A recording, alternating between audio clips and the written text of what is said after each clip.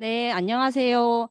여러분 반갑습니다. Hello 저는 everyone, it is always a pleasure 한국장애포럼 to meet you 정혜란 all. I 활동가입니다. am Jung Hae-ran, an activist working with Korea Disability Forum. I'd like to welcome all of you to 2022 Disability Rights Conference. I'd like to thank all of you participating online as well as offline here. Today, we're going to talk about the ways to promote the human rights of persons with disabilities in the context of the concluding observations on the Korea's final reports.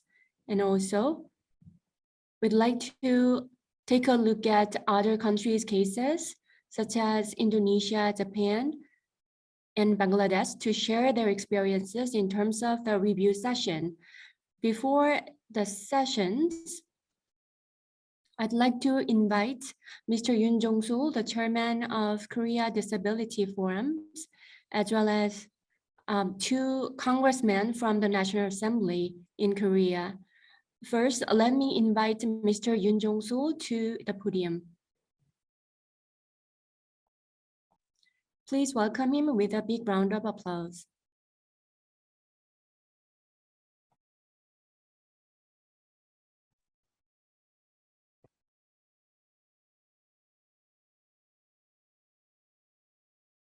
Nice to meet you.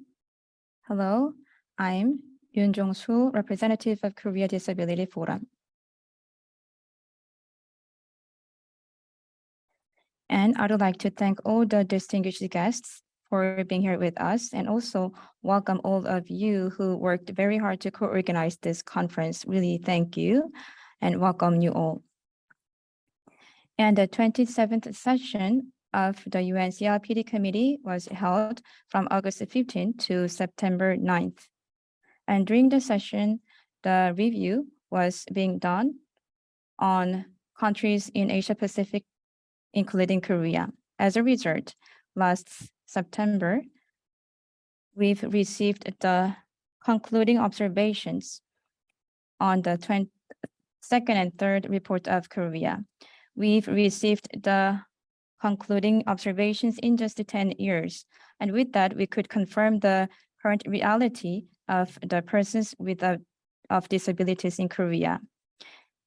And 8 years ago, the UNCRPD Committee sent the first concluding observations, and it concluded abolish the disability classification system that goes against UNCRPD. However, nothing have changed.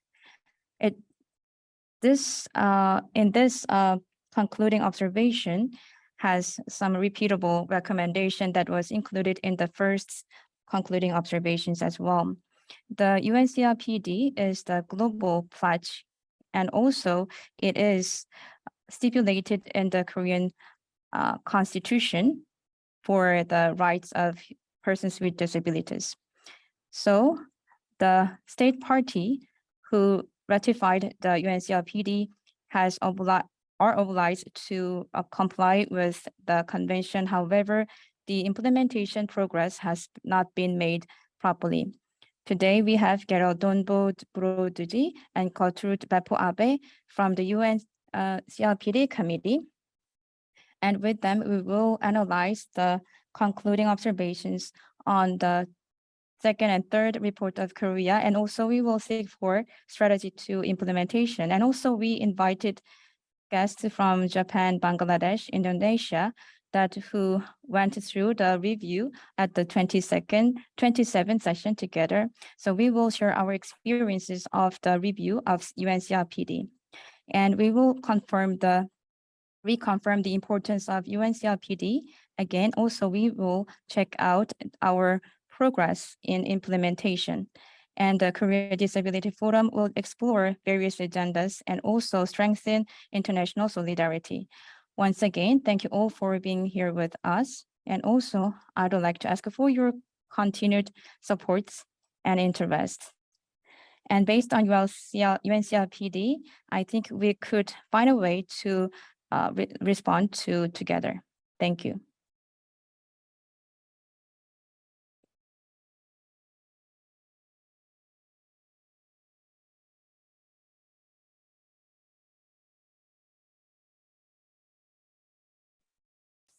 As you noted, actually, we would reaffirm the importance of UNCRPD, and also we could find a new way to implement the recommendations. I will invite Kim Ye-ji for congratulatory remarks. Please welcome him with a big hand.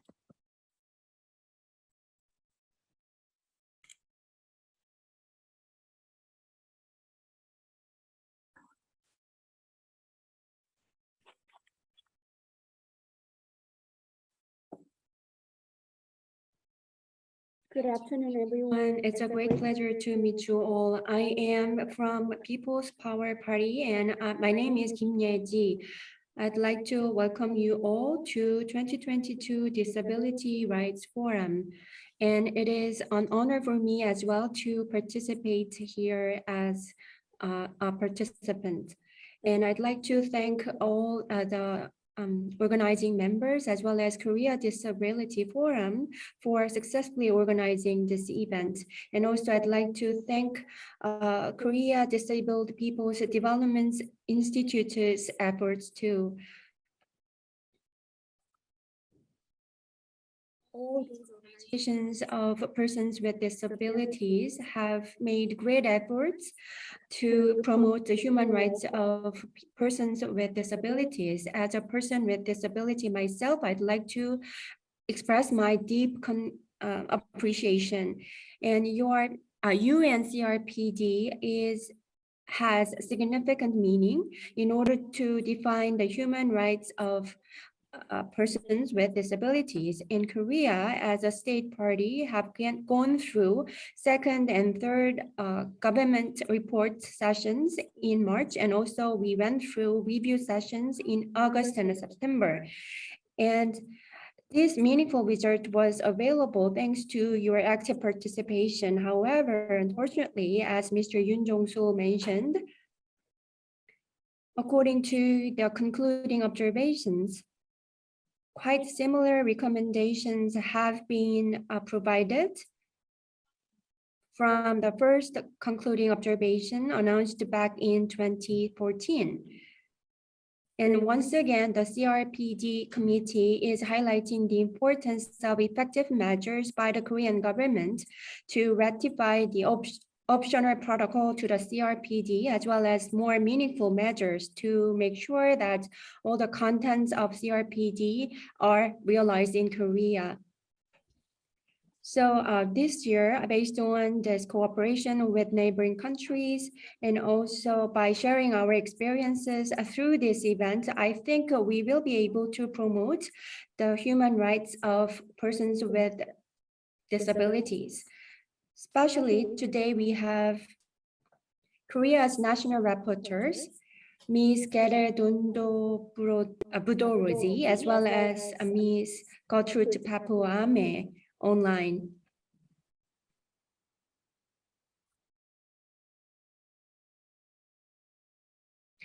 Sorry about my mispronunciation. And also, so once again, I'd like to express my deep appreciation for you for being here with us today. Once again, I'd like to welcome all the people to 2022 Disability Rights Conference, and also as a lawmaker who proposed the resolution to optional protocol to the Convention of on the rights of persons with disabilities, and also as a person with disabilities myself, I'd like to I will make sure that I do the utmost effort to represent the voices from the field. Thank you.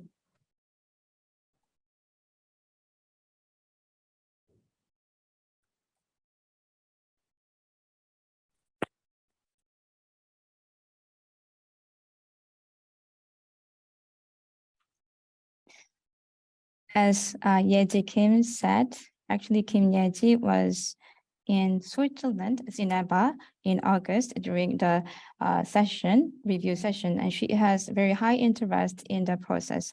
And also she put efforts to the convention to be ratified.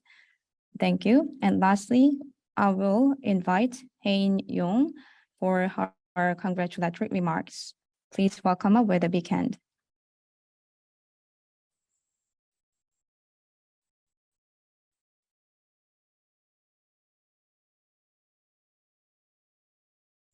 Nice to meet you all. I am Yoo Hae-in-yong, representative of Basic Income Party. I'd like to congratulations on the opening of 2022 Disability Human Rights Conference. And also I'd like to extend my gratitude to all the civic groups and also my colleagues for making this event possible and meaningful. And I would like to thank you, Kim Ye-ji, for being here with us today. I want to go to work on subway. That is very natural request. In order to make that request to be acceptable, the persons with disabilities are fighting for. And also there are some parents with children with developmental disabilities who are fighting for their rights. Actually, we have a new government who is spending billions of won to move the government, presidential office. However, it is reducing the budget for the rights of persons with disabilities. But I believe progressive would happen. The world is going forward gradually. And I also that Korea is not able to reverse the trend. That is the very natural requests. And it is the right to be acceptable without any efforts. So there are some people who are fighting for it. So I think the world would change based on and thanks to their efforts. And I think that on today's agenda, UN CRPD is the evidence of that hope. And actually, we had the review sessions of UN CRPD implementation current status of Korea in just 8 years. And we received concluding observations. And also the government tried to hide what they have done wrong. And they try to just bragging for what they have done good. But the government should implement the convention, which determines the rights for persons with disabilities in terms of the rights to mobility, education, and labor. And so I think the UN's warnings is going to be very strong tools for us to fight for and fight against the politics. And I think we could have in-depth discussions on how to implement the recommendations. And I will do my best to make sure that UN's recommendation to be implemented as one of our lawmakers, and also towards the Yoon Suk-yeol administration that is under the freedom and the common sense. I will request it to accept the global common sense. I will work with you to bring changes in politics. Congratulations for today's conference, and thank you for being here with us. Thank you.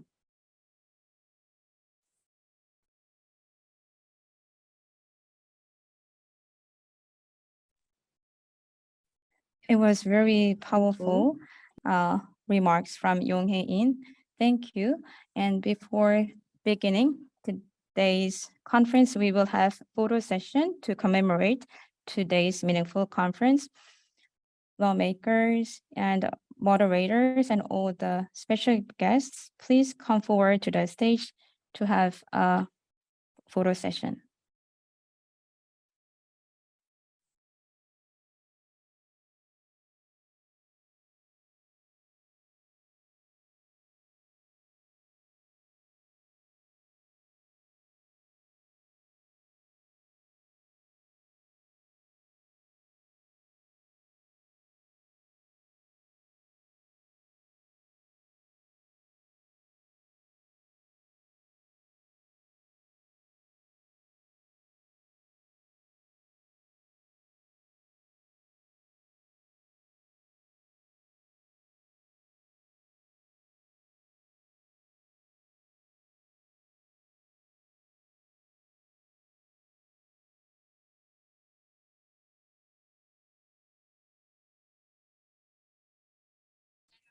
The first session. In the first session, we'd like to talk about key issues in 4 countries, including Korea, and also talk about the future tasks we need to address going forward. And also, The materials will be shared on the official webpage of Korea Disability Forum. Then let me invite Ms. Kim Mi-yeon, the Vice Chair of UNCRPD Committee. Please welcome up with a big hand. Hello everyone, I am Kim Mi-yeon, the Vice Chair of the CRPD Committee. And it is a great pleasure for me to be able to here with you. And I'd like to thank all of you for being here with us, especially offline, despite your busy schedules. And I'd like to thank Ms. Gerald, my colleague, for being here with us out of her busy schedules. And also we have Ms. Gertrude, who is also my colleague, who are online with us, who is the national rapporteur. I'd like to welcome to you all. Both of you have contributed to the development of the human rights of persons with disabilities in Korea. I'm supposed to conclude the first session within an hour, so without further ado, let me start the session. The 27th UNCRPD Committee was for the Asian countries especially, and it was quite impressive that Korean government as well as Korean organizations have made active participation. Thanks to your dedicated efforts, we have received a good and positive compliment from other countries as well. Today, we're going to talk about the cases of Korea, Japan, Bangladesh, as well as Indonesia, and their activities done mainly by NGOs. And also, the participation of the persons with disabilities themselves was the most important aspect in terms of our reporting and reviewing mechanisms. And that is why I believe the voices of the persons with disabilities is the most significant component when it comes to reviewing national reports of each country. Based on today's discussion, hopefully, I think we will be able to achieve the realization of the Convention on the Rights of Persons with Disability in the Asia-Pacific region. And our first presenter is Ms. Choi Han-byul from Korea Disability Forum. I can give you only 15 minutes. Please be punctual.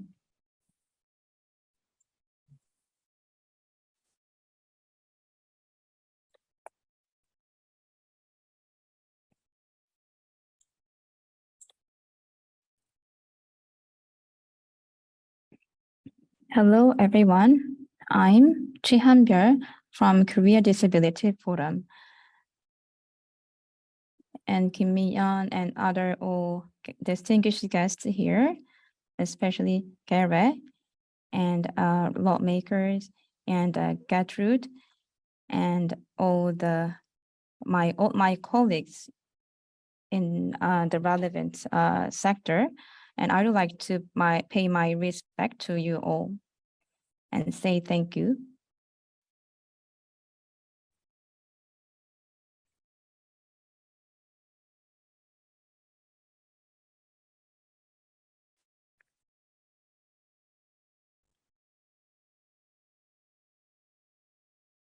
The material that I'm sharing now is uploaded in the website in a text file, so you could see it after downloading. And major tasks of Korean civil societies. And actually, there are many issues in Korea: the mobility, education, and cultural life. And there are many issues in those sectors. And especially what KDF focused on is deinstitutionalization and modern society cases of persons with disabilities. And many of Koreans here are very familiar with those two agendas. And I know that there are many people engaged in actions related to these two agendas. And in Korea, I would like to explain the current status of the institutionalization. In Korea, we have about 30,000 people living in institutions. And there are about 8,000 people who are at nursing homes for persons with mental disabilities. If we include the hospitals, then the number of people living in those institutions are growing a lot. Actually, last year, the government announced the institutionalization roadmap. However, unfortunately, based on the CRPD, the institutionalization roadmap does not be fitted for the UN CRPD. The DI of the people with high support needs, the decision will be made by someone who is like guardians. And also, as like the plan is based on the scenario with more than 2,000 people by 2041. So it is limited, and children, seniors, and homeless people, those people were not considered in the roadmap as well. I think that money tells the truth. As of 2021, the costs for the institutions was about 622 billion won. It is 300 times higher than the budget for the deinstitutionalization project. A huge gap would lead to the limits in the deinstitutionalization roadmap. And also, we had some problems in COVID-19.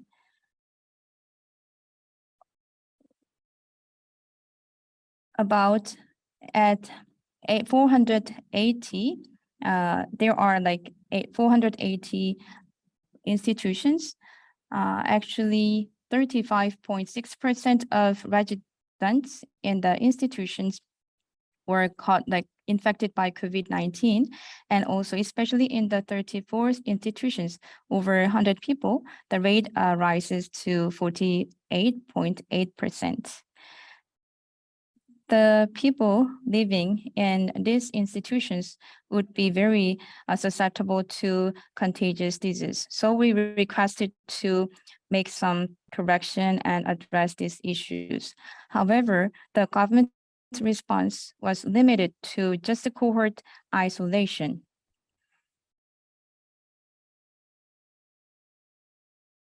And these are the cases that you are familiar with. It's modern society cases of persons with disabilities and their family. That's what I've heard yesterday. And actually, there are not many cases in 14 countries. The parents with raising children with disabilities, they tend to say that I want to live just a day longer than my child.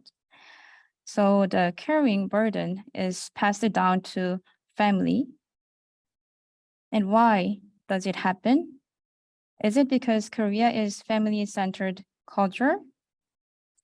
But I don't think this is the case in point.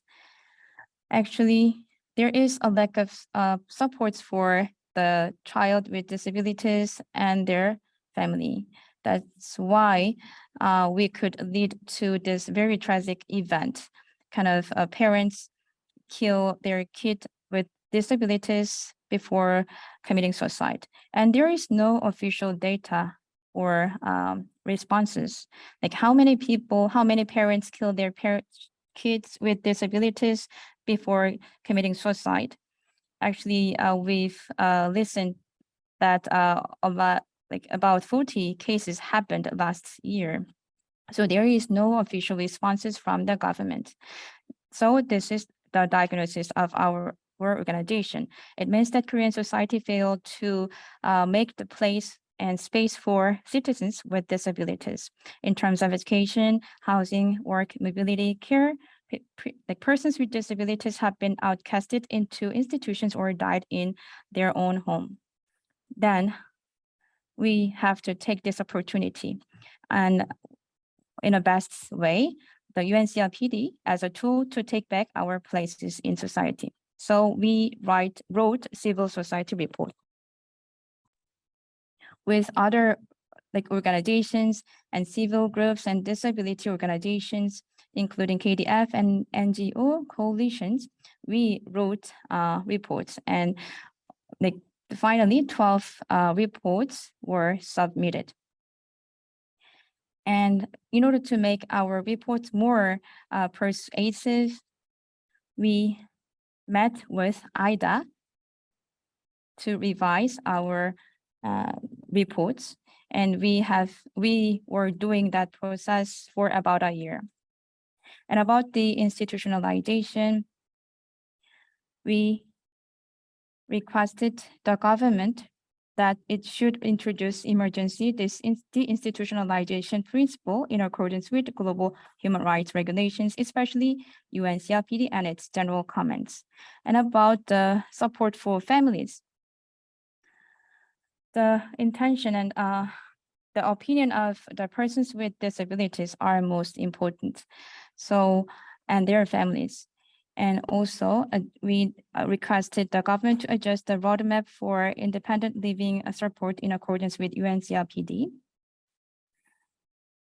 And also, we had another important issue. We prepared the closed meeting and meeting and interview. Actually, the UNCRPD committee members could listen to the current status of the concerned nations. So we had went through many meetings, and we also be punctual to make our presentation. So this is the photo in meeting. And throughout the closed meeting and interview, the UNCRPD committee members could listen to the cases of the realities of persons with disabilities. And also we met with committee members as well. Actually, Korean has very complicated situation. So it's important for us to explain the reality of the persons with disabilities. And especially,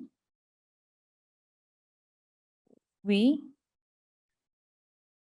are like focusing on that the new like UNCRPD's recommendations have not been well reflected in the roadmap.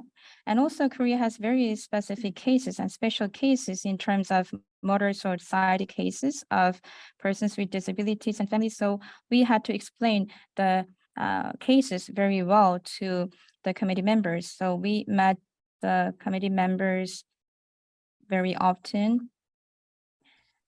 And we met many more committee members than them.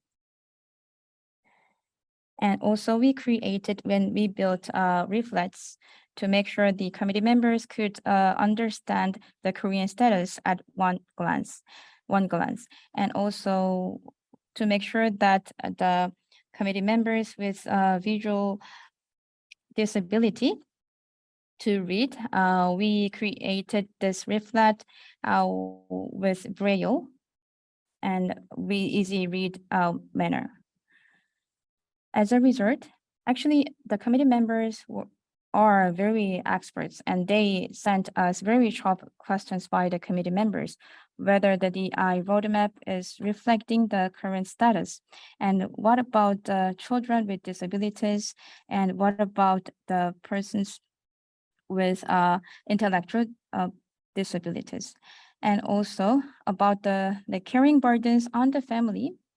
Actually, it is not an issue of family, it is an issue of society. That was reminded by the committee members.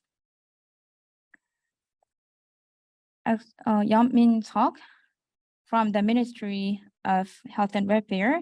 She responded to the question and made some pledges, especially about the cases of murder-suicide case. He sent condolences and he made pledges to put efforts to address this issue. So we will keep monitoring about the action of the government.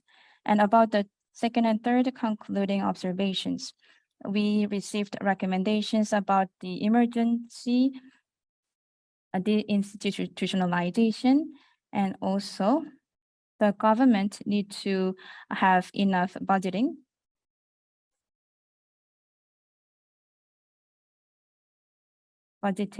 and also do not make like small sized institution that should be included in the roadmap, and also the community-based service need to be provided. That is included in recommendations. And also about the supports for family members, we could receive 2 recommendations. And taking this opportunity, I would like to send my gratitude to UNCRPD committee members.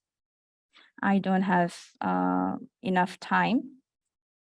We uploaded the Korean version of UNCRPD Concluding Observations and also English version of Concluding Observations, like uploaded on our website.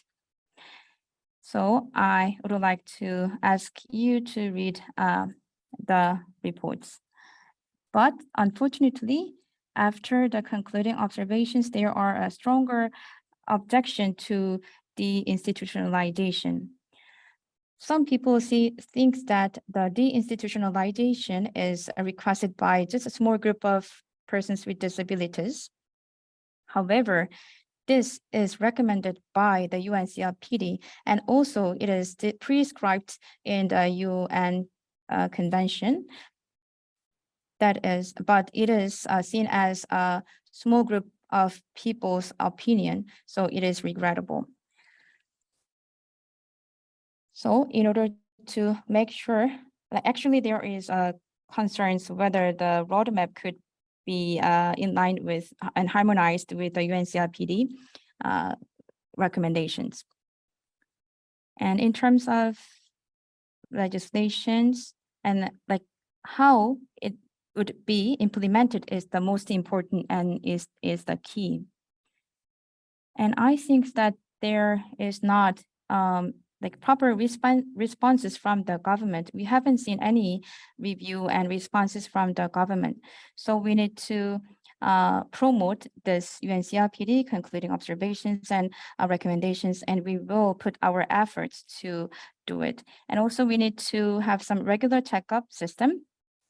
Actually, it's been 10 years since we received the last reports. And I think we will receive the next concluding observations reports about in 10 years later.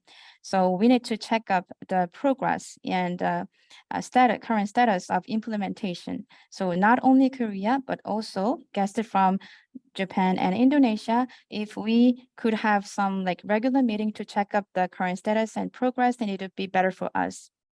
And I will wrap up my presentation. Thank you. She talked about focusing on the institutionalization. And actually, we will have very in-depth discussion about the institutionalization for the second session. So I hope you could maintain with us until the second session. Then you would look at the policy of the government in terms of this institutionalization. And I will invite Choi Young-bon from Japan DPI. And as a national rapporteur on Japan, I had an opportunity to review the Japan's cases. And more than 220 persons with disabilities and like girls with disabilities and elderly with disabilities, and also activists, they came to Geneva, and they were very desperate to receive the concluding observations. They worked very hard. And along with Korea, Japan has contributed to the enhancement of rights of persons with disabilities. Are you there? Please. Hello everyone. I am Choi Young-bon, working with Japan BPI. It is also called Sakai Takanori in Japan. So I go by Choi Young-bon or Takanori as well. Thank you for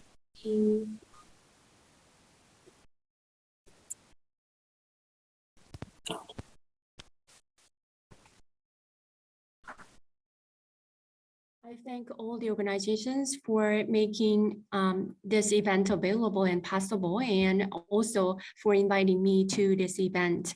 And I'd like to invite you to Japan in November as well. And also, I'd like to personally greet my colleagues working for the organizations of persons with disabilities in Korea. Then let me share my screen.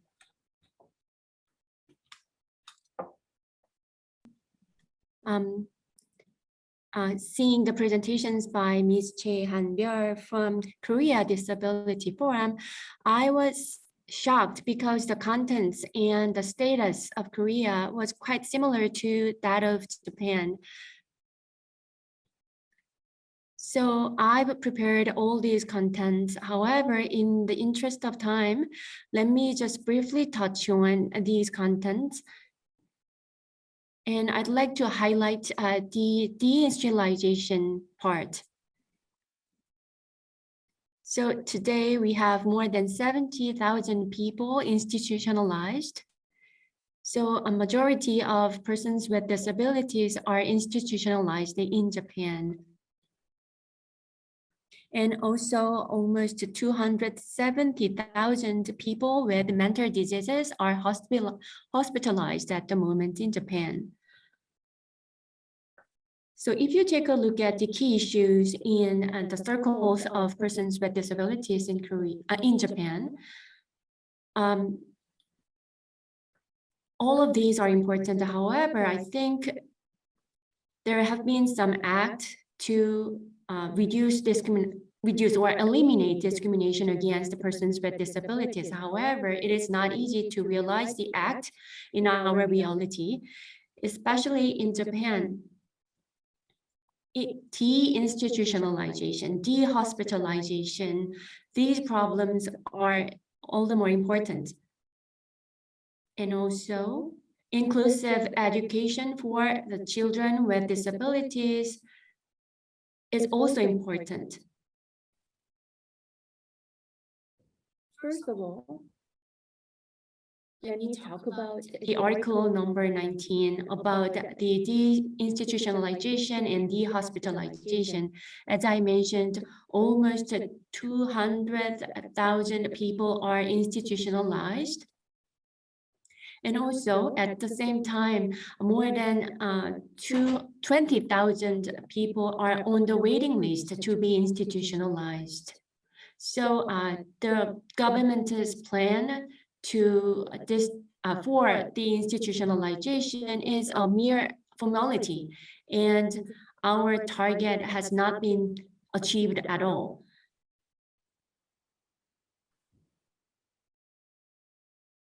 So in practice, I can say that There's almost zero achievement in terms of the institutionalization in Japan. And notably, Japan makes up 20 to 25% of all the mental hospital beds around the world. And also regarding the number of hospitalization period, Japan ranks first around the world.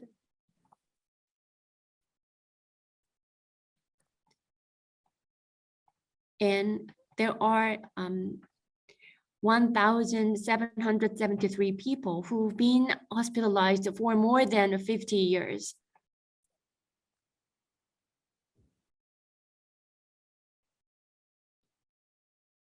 And the number of persons with disabilities who have been involuntarily hospitalized reaches almost 180,000. And also, if we take a look at the categories of hospitalization, we could think about the administrative hospitalization and protective hospitalization. And regarding inclusive education, which is also important in Japan, the total population of children in Japan on the decrease.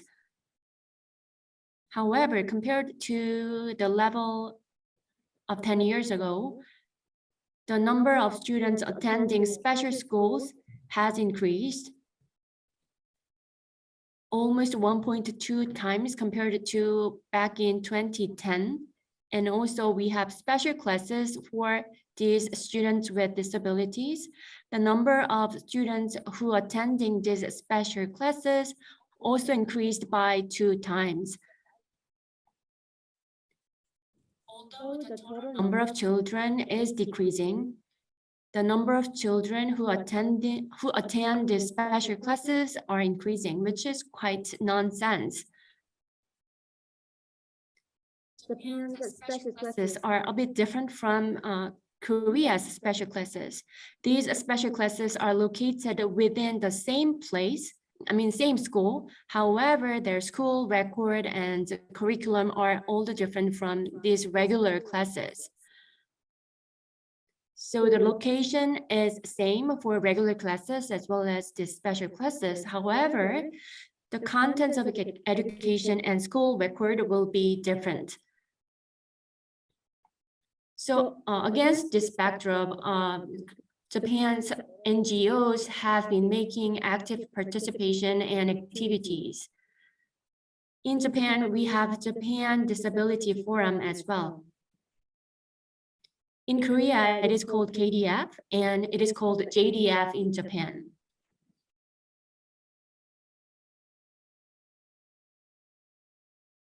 So today we have 13 organizations related to persons with disabilities, and new organization has been established recently. So today we have 14 in total.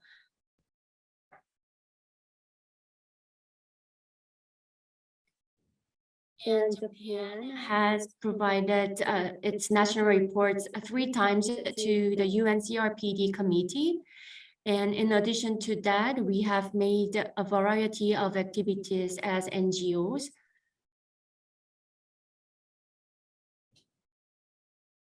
In addition to that, we also provided review on the concluding observations to the Japan National Report. And if you take a look at these pictures, we did some lobbying activities as well. So in order to conduct a Lois report, we did some lobbying activities. And for the 27th session by the CRPD Committee, more than 100 people from NGOs participated and went to Geneva. And we also have some activists from Korea in the picture as well. So if we take a look at the concluding observations on Japan's national report, I think there have been many positive aspects. But the recommendations are so vast and so detailed. There have been many recommendations, especially regarding Article 19 and Article 24, the tone and manner of the recommendations was quite aggressive because they used urge in order to encourage the government's decision and activity. And regarding the follow-up actions for the Article number 19 and Article number 24, the committee mentioned top priority so that the Japanese government to put more attention to these aspects. It is believed that these observations are in line with JDF's parallel reports. So I believe JDF's content in the reports are covered by the committee as well.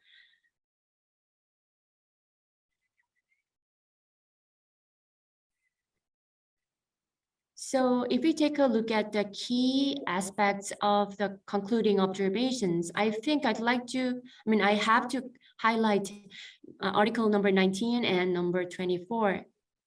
I already mentioned about deinstitutionalization and dehospitalization and related figures in Japan.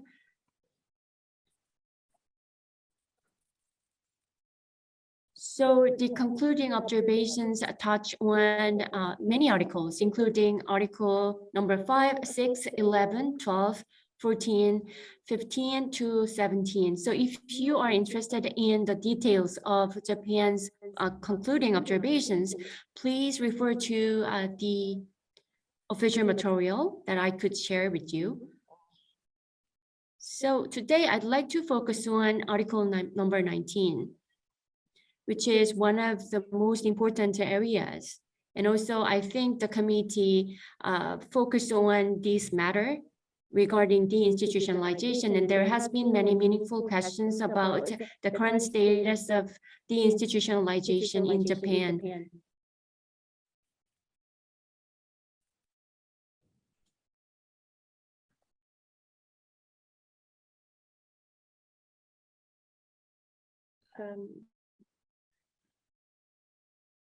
I'm afraid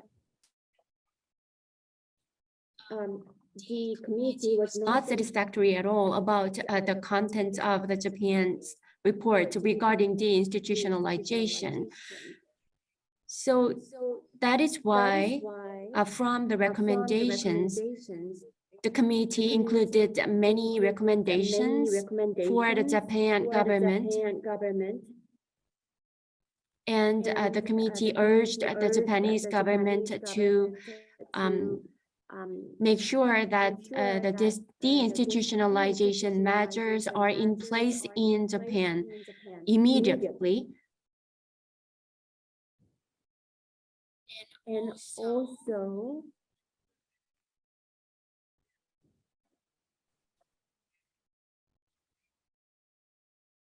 there has been an enactment in Japan's parliament about the Japanese persons with disabilities rights.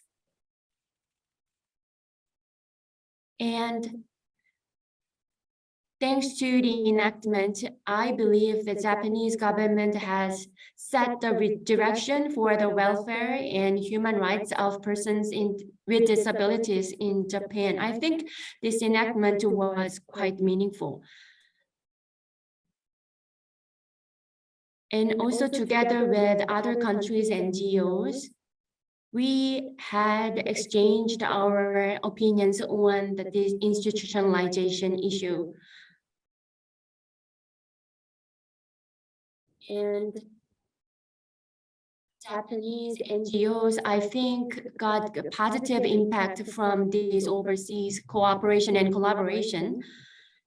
And regarding Article 24, for inclusive education for children with disabilities, the tone of the recommendations from the committee was quite aggressive because it specifically mentioned that Japan needs to adopt more inclusive education in order to eliminate special and segregated education for children with disabilities.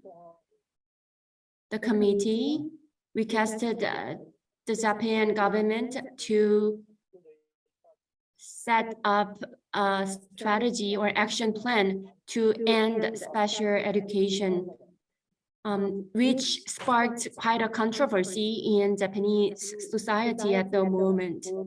As soon as the concluding observations were announced, the Ministry of Education and other relevant ministries had a discussion and announced that the Japanese government has to maintain the special education for the time being. And about this announcement by the ministries, there have been many protests by civil society. And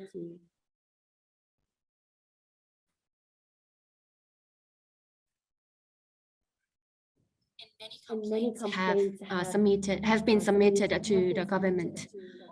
Due to time constraints, I have to conclude my presentation here.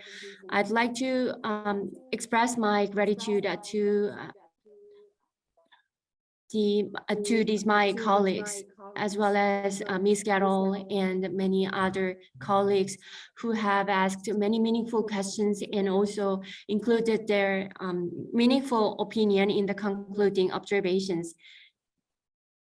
The Japanese government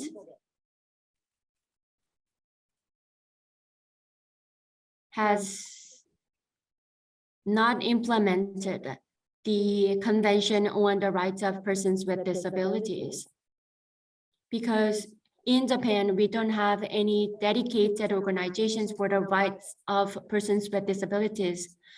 That's why I think we need to make a further struggle to win our rights.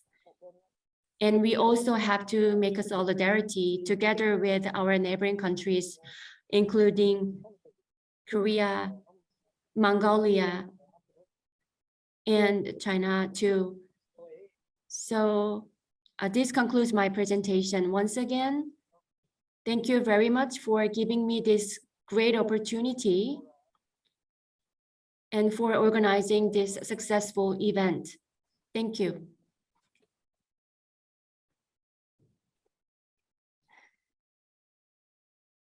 Thank you once again.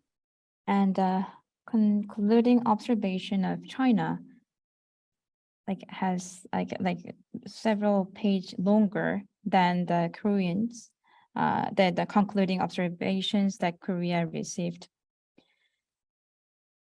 The persons with disabilities.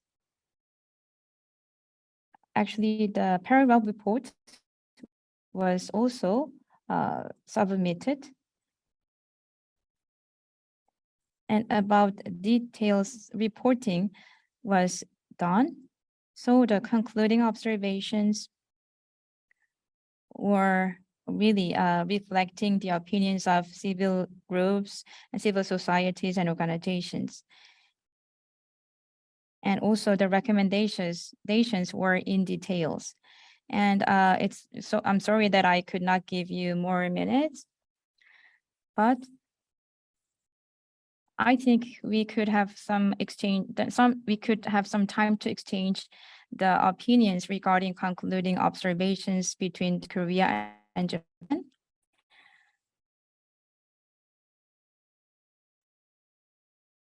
Disconnecting. So we have to listen to the cases of Bangladesh as well as Indonesia. So let me invite Ms. Lazar Siddiq and Ms. Uma Harp Samoni from CRPD-Platform Bangladesh. Do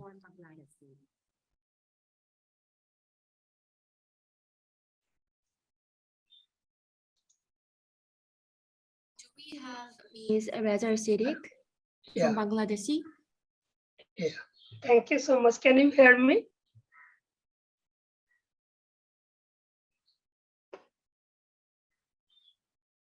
Yes, I can hear you well. Oh. Oh. Okay. So thank you very much. Hello, everyone. Good morning from Bangladesh. I'm Mohammad Rajaul Karim Siddiqui, a public interest lawyer with multiple disabilities in Bangladesh.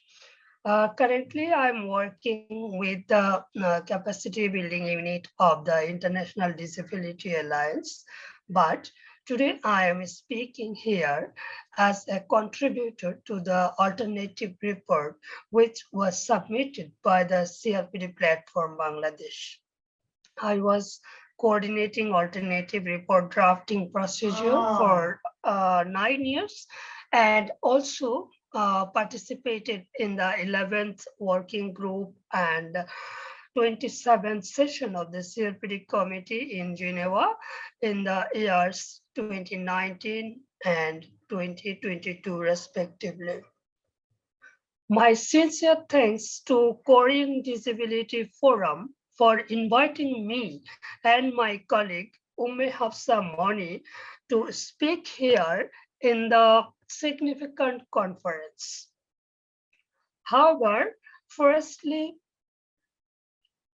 I will speak on background and chronological history of our works on CRPD alternative report, and then I and my colleague Hafsa will speak about situation of persons with disabilities in Bangladesh.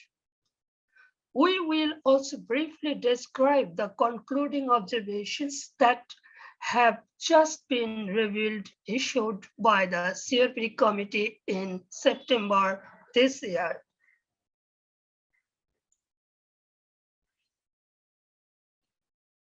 So let me introduce one organization. It's National Grassroots Disability Organization, NGDU, which is an umbrella organization consisting of 106 organizations of persons with disabilities and 750 self-help groups in Bangladesh. NGDU formed National Coalition Project along with partners, namely the National Council of Disabled Women, NCDW, which is the umbrella organization of women with disabilities, and the Bangladesh Legal Aid and Services Trust, plus to produce a parallel report for the CRPD. The coalition project collected information on the situation of persons with disabilities through interview, focus group discussions, and survey, and they produced an alternative report focusing on 8 selected articles, namely Article 6, 9, 13, 16, 24, 25, 27, and 29. Meanwhile, Bangladesh, government of Bangladesh submitted the state report on CRPD implementation status in April 2006, though it should have been submitted on or before 2nd May of 2010. Later, the coalition was converted into a larger platform of OPDs, NGOs, and INGOs in January 2018. Because we wanted to submit the alternative report covering all articles, substantive articles of the CRPD. Anyways, the name of the platform is CRPD-Platform Bangladesh. NGDO is the secretariat of the platform. IDA and BLAST provided technical support to this team. One thing I should mention that the drafting committee was comprised of 7 persons with disabilities, and out of those, 4 were women with disabilities. So we can say that this procedure methodologically included the women in the driving seat, and also it included most of the disability constituencies, so that our report reflects the issues of diverse communities among people with disabilities. However, on behalf of CRPD Platform Bangladesh, an alternative report was submitted to the CRPD Committee in February 2019, and we participated in the 11th working group in the same year to influence the framing of list of issues. However, the CRPD committee issued list of issues in the same year, I mean in 2019, and we submitted alternative replies of the list of issues too in the same in the year in 2020.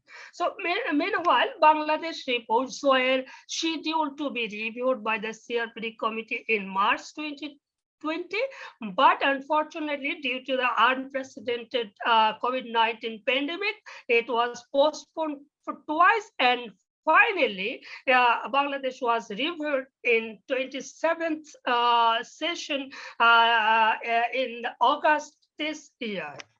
So, yes, now let me briefly describe the situation of persons with disabilities in Bangladesh that we highlighted in our parallel reports and submissions made before committee during private briefings with the CRPD committee on 25th August 2022. We highlighted that the government of Bangladesh has enacted Rights and Protection of Persons with Disabilities Act 2013, in brief we call it RPPDA, with serious loopholes, and we had to move to the Supreme Court for necessary actions to enforce this law. However, this law has not been translated into practice due to lack of effective measures, including sufficient budget allocations. We mentioned that there are a lot of laws, including Constitution of Bangladesh, it's the supreme law of Bangladesh, and Contract Act, Transfer of Property Act, electoral laws, and local government laws that curtail the equal legal capacity of persons with psychosocial disabilities, and the Neurodevelopmental Disabilities Protection Trust Act 2013 allows to appoint guardianship of adult persons with developmental disabilities without their consent. We asked to repeal these discriminatory provisions immediately. So we brought the issue before committee that meaningful consultation with persons with disabilities and their representative organizations in compliance with Article 4.3 is almost absent in Bangladesh. We requested the committee to make recommendations so that the government consult with persons with disabilities and the representative organizations meaningfully by ensuring accessibility, reasonable accommodation, access to information, and by creating safe environment. So we appealed to introduce CRPD compliant budget, allocate ministry-wide annual budget, aiming to implement the laws and policies. We highlighted lack of actions to raise awareness on persons with disabilities in order to change the mindset and attitudinal behavior within public authorities, and to take proactive legal actions against publication of negative messaging about disabilities, as we find that this negative mindset and attitudinal barrier is a biggest barrier for implementation of right-based laws and policies in Bangladesh. So we mentioned that the government has not undertaken any initiative to disseminate legal information in accessible formats like Braille, simple language, or pictorial formats. So in addition, sign language is not accepted by many authorities. People with disabilities are not granted their freedom of expression and opinion. Now, I am requesting my colleague Hafsa Moni to highlight some issues and concerns of persons representing underrepresented disability groups. Hafsa Moni, please, you can add on this group.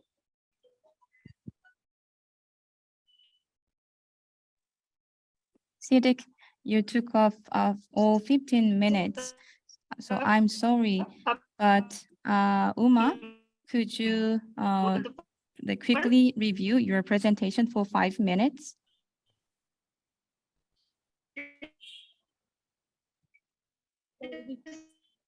I think she can do if you allow. Good morning, good afternoon. From Bangladesh, I am Umar Abdamori, member of Society of Tanit and Thai Degree.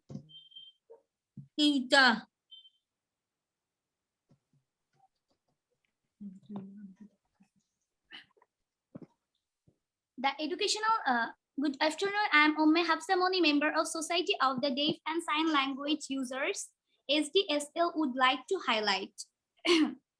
The educational institutes are not accessible. The curriculum, the teaching methods, and other educational equipment are not accessible by students with visual, hearing, and speech. Intellectual and psychosocial disabilities infrastructure is inaccessible by the persons with physical disabilities. Persons with disabilities face more discrimination if they disclose their disabilities. I myself could not be admitted in a college when I disclosed my disability, and when I did not disclose, I got admitted. Underrepresented disability groups are likely to have less access to health services, educational, employment, justice, and social protection, and other opportunities than other disability groups and persons without disabilities. The situation of underrepresented disability groups, including women with disabilities, indigenous persons with disabilities, persons with high support needs, are worse than the other disability groups. There is no accurate data on persons with disabilities. The recently completed census report says the total number of persons with disabilities is 1.4% of total population of Bangladesh, while the household income survey provides different data. Government should collect and provide disaggregated data on persons with disabilities. The common practice of institutionalization of people with intellectual disabilities and giving them injections and other medical treatments without their consent. On the other side, many other persons with intellectual or psychosocial disabilities are not provided with any form of support and are left behind the streets. Thank you for all. Hello. So, do we have time or? Thank you for your speech. Thank you, Yuma. I'm sorry that we don't have enough time, and we wanted to listen to more details about the current status of the disabilities in Bangladesh, but we would have next time.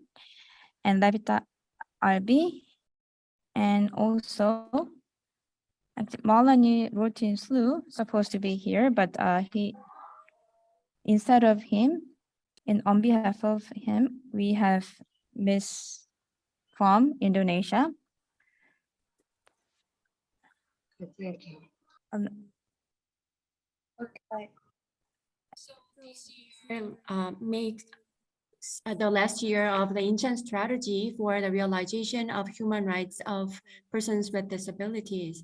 So in the session, the Indonesian panel participated, and the Indonesian Association of Women with Disabilities have made many efforts and also led the collaboration activity. So without further ado, let me invite Ms. Levita Arbi from Indonesia.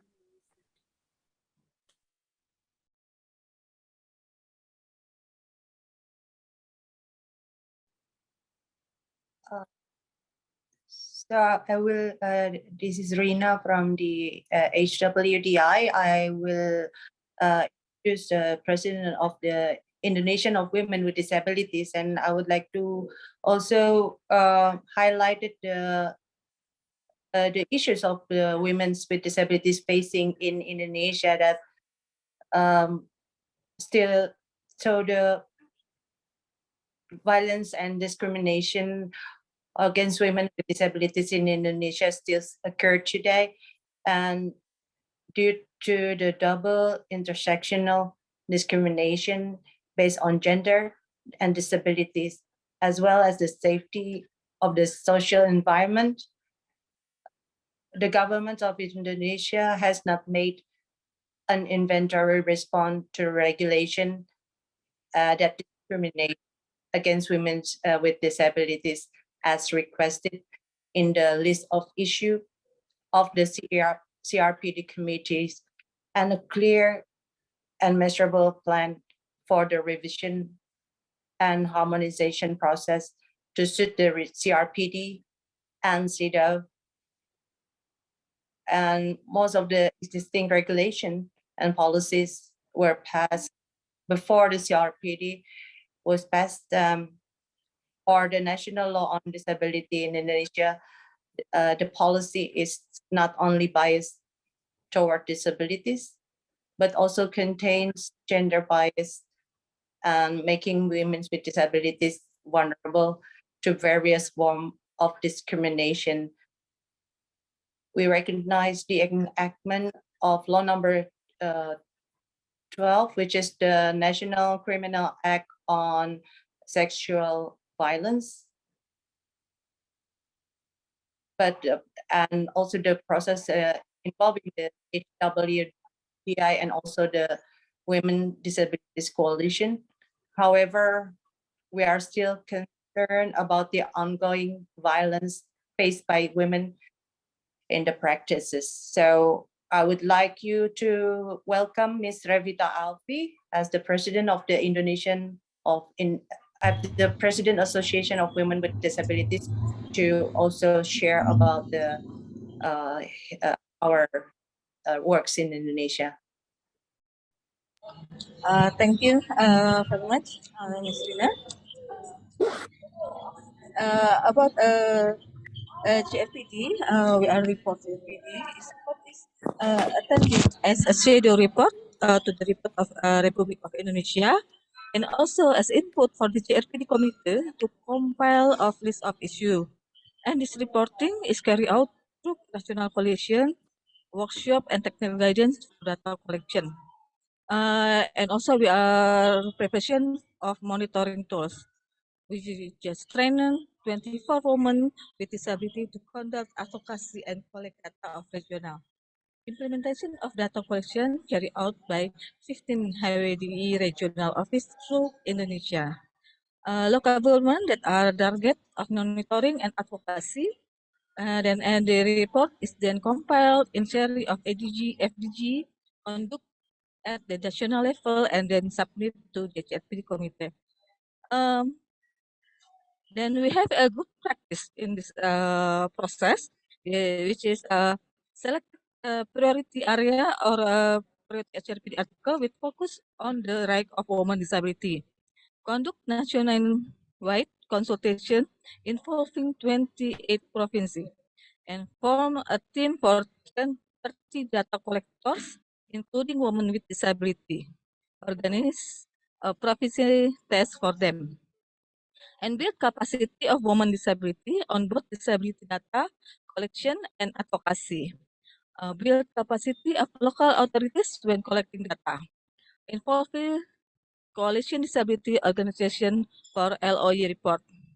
And following up on the concluding observation for the UNCRPD, Republic Indonesia are published on September 9, 2022. It is organized a debriefing session for local OPDs and other civil society representatives, including from the subnational level, after reviewing the CRPD conclusion, observation, and recommendation. Advocate for participate in the development of national action plan on the implementation on the CRPD concluding observation and recommendation. Develop tailor-made CRPD indicator to monitor the progress on the country level CRPD implementation, build the following parallel report around the national action plan, and localize the CRPD indicator, coordinating across ministers and government agencies, policy harmonization, budget relation for the fulfillment of people with disability rights, like fiscal and tax policy, implementation and monitoring, and participation of people with disability and civil society throughout the process. Thank you very much. I'll give the floor to Ms. Rina. Thank you.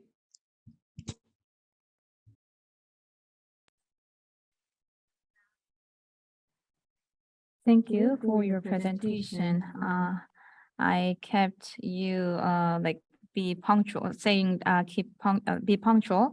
Indonesia is the central nation of the South Asia, and the Jakarta Declaration was led by this nation. And from 2023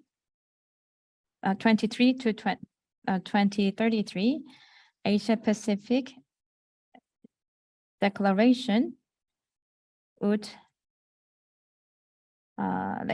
stresses the collaboration among the nations involved. I remember the issue in Indonesia, the persons with mental disability issue is very serious, and there are many activists who are involved in this, I know. And it's time to wrap up the first session. So I think we would not have enough time to have discussions with all the panels. And as wrapping up today's the first session, we will have a joint statement announcements. Thank you for your moderating role. It was really great session. The joint statement was created by the four representatives of four nations, and it is calling for the nations, not only India, Asia Pacific, but also the global nations to implement the UNCRPD, and we will read the joint statement one by one.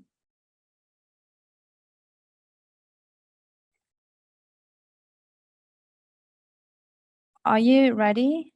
Those who are supposed to read the joint statement, are you ready? Reza, Soyoungbom, Uma, Rabita, Rina. You need to turn your microphone on, and please read the joint statement in turn.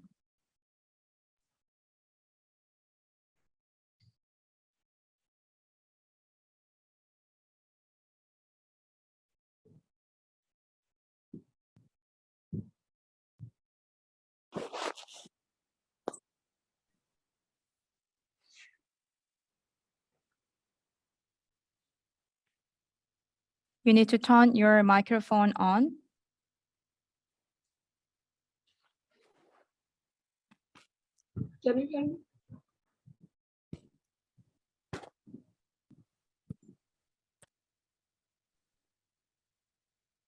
Then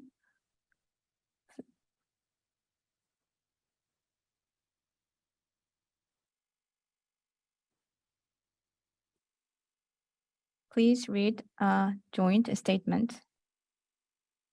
Joint statement. Each nation need to respect the UNCRPD, and we are saying that we persons with disabilities and their representative organization in Asia region recognize that the UN Convention on the Rights of Persons with Disabilities is a crucial international norm, declaring that persons with disabilities are not subject to sympathy or charity, but the right holders as all persons in the society.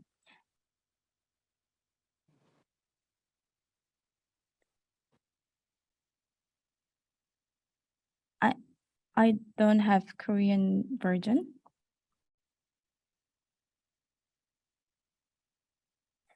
I uploaded on chatting box. Please read this.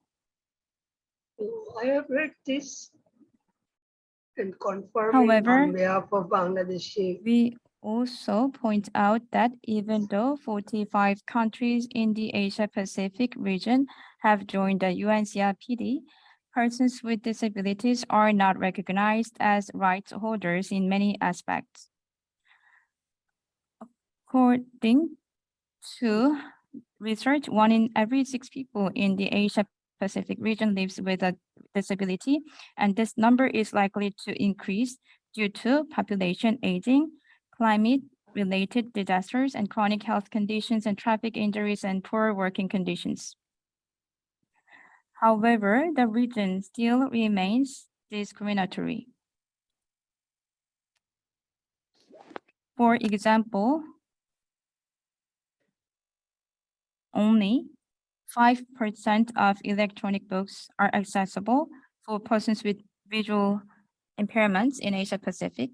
Furthermore, 59.8% of polling stations have been made accessible, and 60.6% of government buildings and 7.6% of international airports across the region are considered accessible.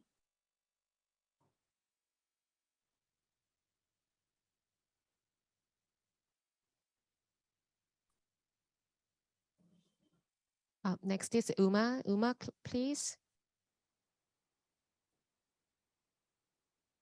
Could you read the next? Uma, could you read the next sentence? Yeah, I'm sorry, I'm not hearing you. Please repeat.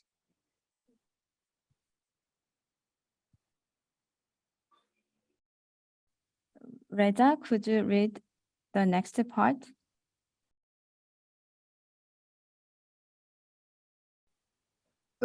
The same problem. I am facing technical problem actually. If you 제가 조금 kindly 기술- read out on behalf of me, I will confirm. I think their internet connection is unstable. Then I will keep reading. I will read the condemning the perpetuated ignorance and the failure to protect the rights of persons with disabilities. We call on the states parties to the UN CRPD 2. A, respect the convention and to devise all measures for its full realization, harmonize national legal frameworks, systems, and practice with the UNCRPD. C, establish a plan to fulfill the concluding observations and to guarantee full involvement of persons with disabilities and their representative organizations in the entire process from planning to evaluating the implementation. Next, Rabita, could you read the next part? Resolve to A. Make efforts to raise awareness on the UNCRPD at the national, regional, international level. B. Keep monitoring the UNCRPD concluding observation implementation status of the government. C. Improve domestic disability policy in accordance with the UNCRPD.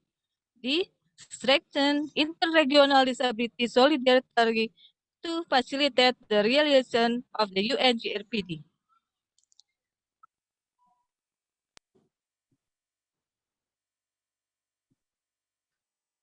UNCRPD is a historical consequence of the struggle of persons with disabilities to achieve dignity and rights.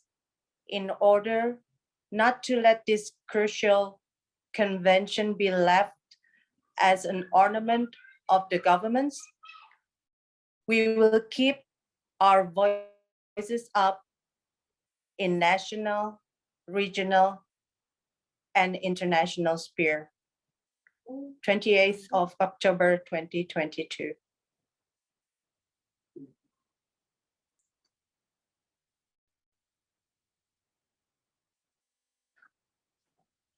Thank you for your reading. we are connected from many countries. And so we are reading the joint statements online. I think it's a first time, like first case around the world, but I think it was very meaningful.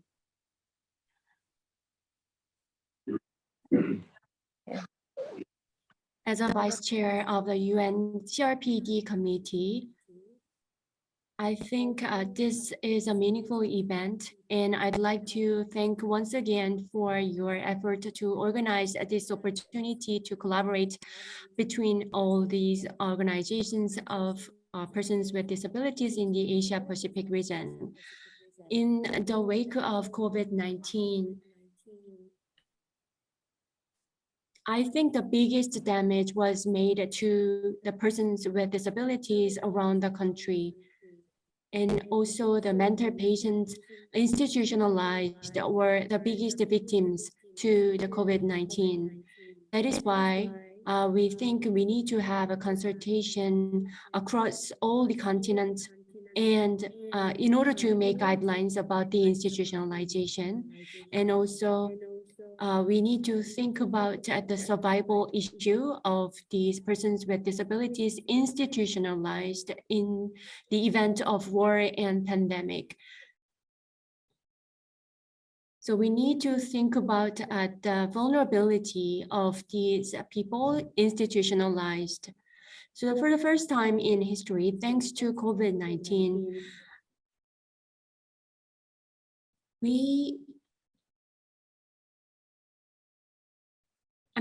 the persons with disabilities and stakeholders were able to participate in the development of guidelines for this deinstitutionalization of persons with disabilities online. And through this opportunity, the participants shared their opinions, and their opinions were adopted by the process of development of such guidelines. And governments, including Korea, needs to translate the guideline into their language. I heard that the number of pages is over 30 pages. And for more than 30 pages, this guideline touches on the process of the institutionalization that can be adopted by multiple governments around the world. And it is the gist of the recommendations for the institutionalization by the CRPD committee.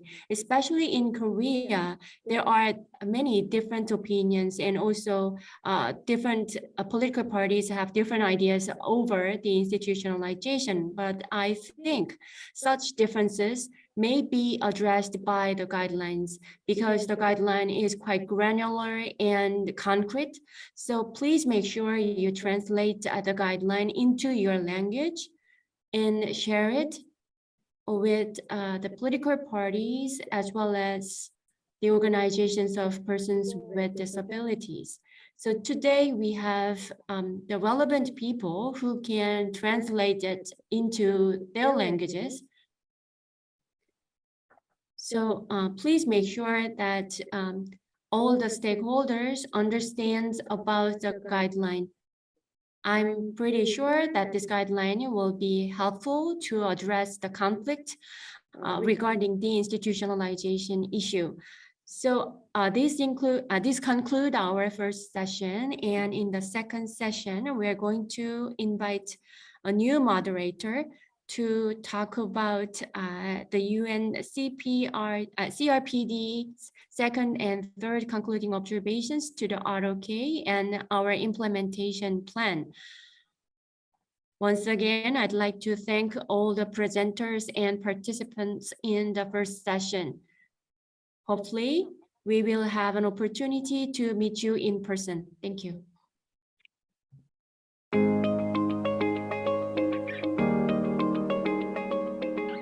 The feminist movement and women's rights organizations are talking about care. But when you see the elements of what they're talking about more in detail, it's basically the same. We think it's very important to connect both agendas, because the care economy agenda and the care agenda in general is gaining a lot of traction at the international level, and it's leading to big policy changes at the national level. And those policy changes are definitely going to affect persons with disabilities because it's going to shape support and community-based support. 한국의 시설은 시설장의 승인 없이는 탈시설이 불가능합니다. 첫 번째로는 당사자의 의사결정 능력이 없다라고 전제하고 있고, 두 번째는 시설은 관리의 효율성 때문에 기초생계비라든지 이런 개별의 지원받는 수급비 같은 것들이 개별이 지원받는 게 아니라 시설이 모든 권한을 가지고 있습니다. 그래서 퇴소부터 이후의 과정, 지역사회에 나와서까지의 지원 체계들이 없기 때문에 이런 부분들이 한국의 장애인이 지역사회에서 통합되기 어려운 핵심이라고 생각을 합니다. 그래서 돌봄도 얘기해 주셨는데, 어쨌든 돌봄받는 사람을 계속 의존적이고 자기 결정권이 없다라고 규정하고 있는 한국의 지원 체계 자체가 돌봄을 제공하는 사람도 그리고 돌봄 필요한 사람도 수혜시키고 있고, 이런 부분을 이제 시설을 통해서 계속 유지하고 있기 때문에 돌봄 문제와 탈시설 문제는 통합적으로 되게 중요하다라는 의견을 좀 말씀드리고 싶습니다.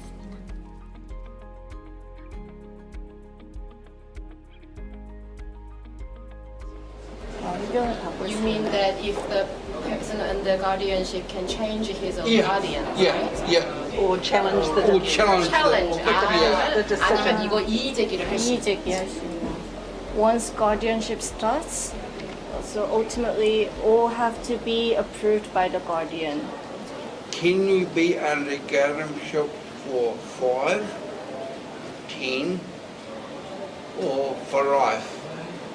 How long does it last? Yeah. 얼마나 지속되나요? 죽기 전까지 한 3년 후에는 until you die. It's almost permanent. There is a termination reason for termination, but it says that when the person under guardianship gets back their ability, legal capacity, but that's never happening because of the disability.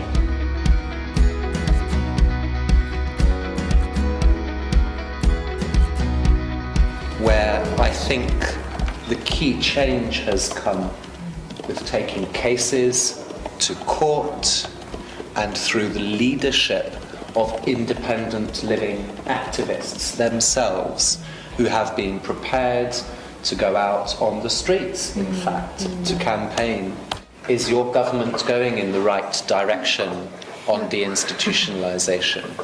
탈시설을 마치 급진적인 복지 정책으로 이야기를 하면서 자신들의 정책 방향과 맞지 않고 혹은 일부 당사자들의 과격한 주장인 것처럼. Because disability is big business.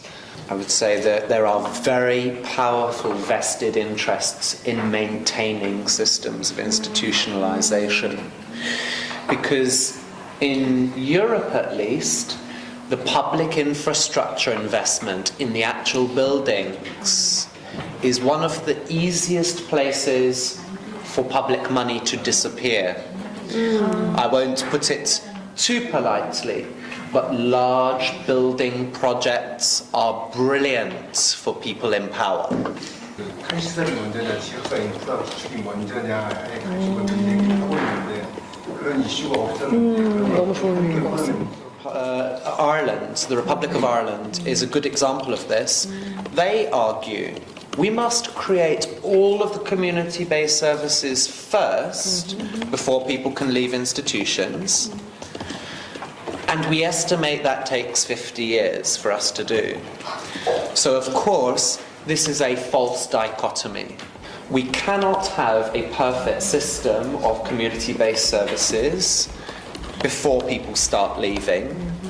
But individualized services can be created where needed. I think this is usually an excuse, is my answer. An excuse to slow down or prevent people from leaving.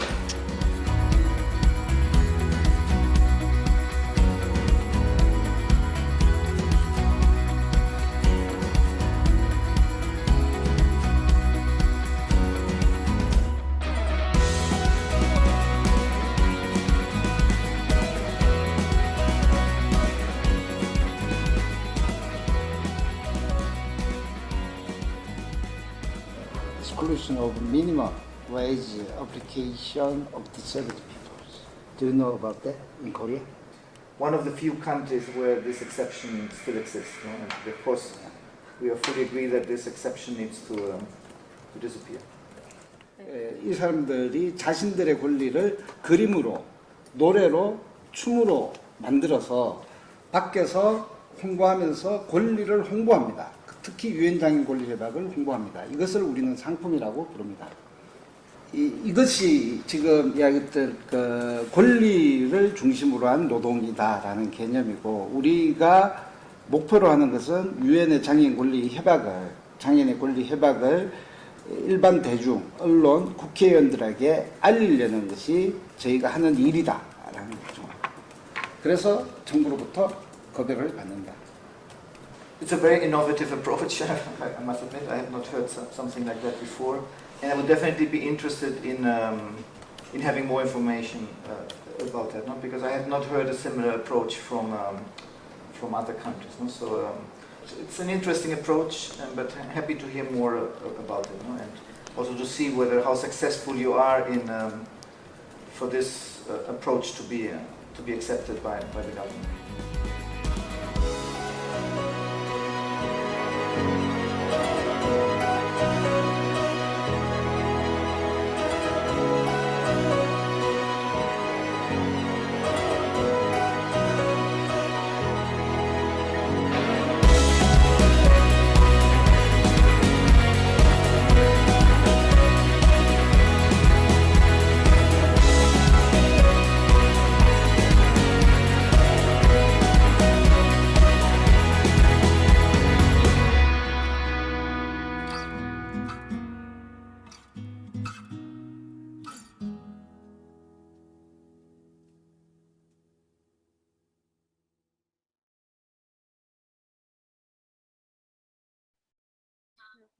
Resume the session. In our second session, we are going to talk about the UN CRPD second and third concluding observations, and also we'd like to think about implementation plan going forward. The session will be moderated by Kim Dong-ho from Korea OPG Association. For your information, we are doing survey on your satisfaction about this event. Please go to the third page of the brochure and scan the QR code. So your feedback will be appreciated, and your feedback will be reflected in organizing our next event.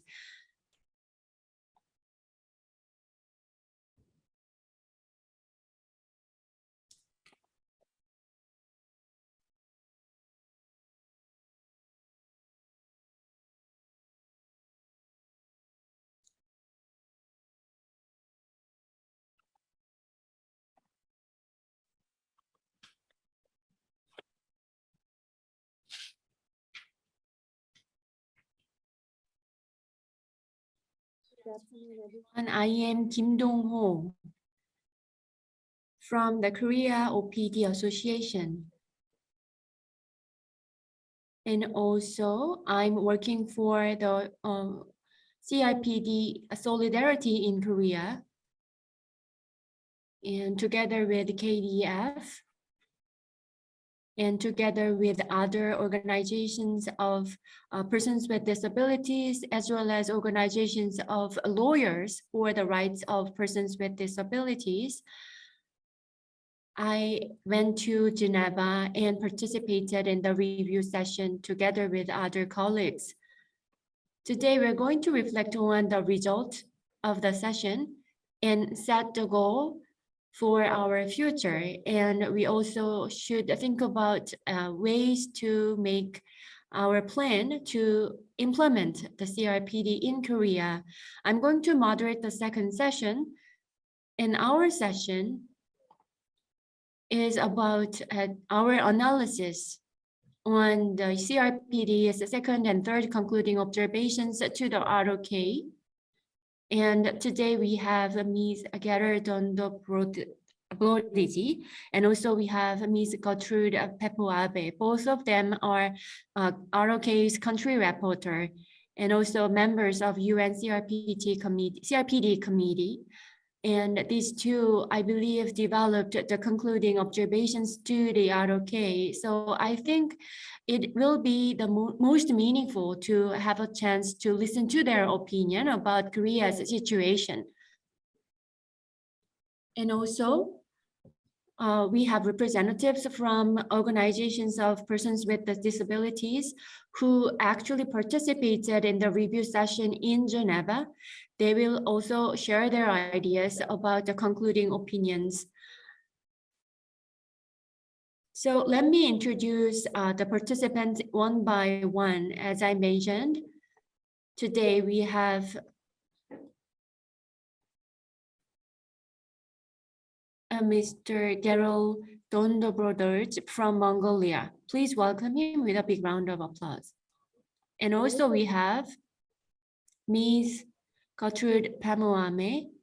I think she is online with us. Do you hear us? I know that she is online with us. And also we have 4 discussants from Korean NGOs. First, we have Mr. Kim Gang-won from the Institute of Persons with Disabilities. And also we have Ms. Jung Da-eun from Solidarity Against Disability Discrimination.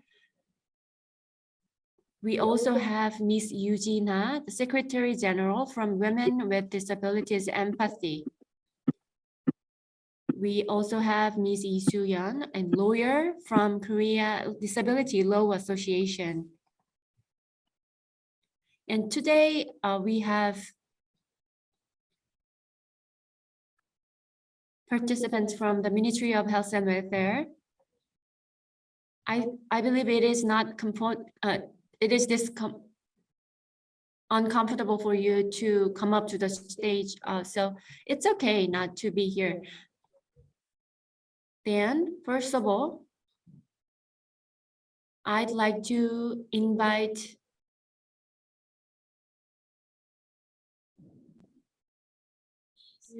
Dondobroders from Mongolia. She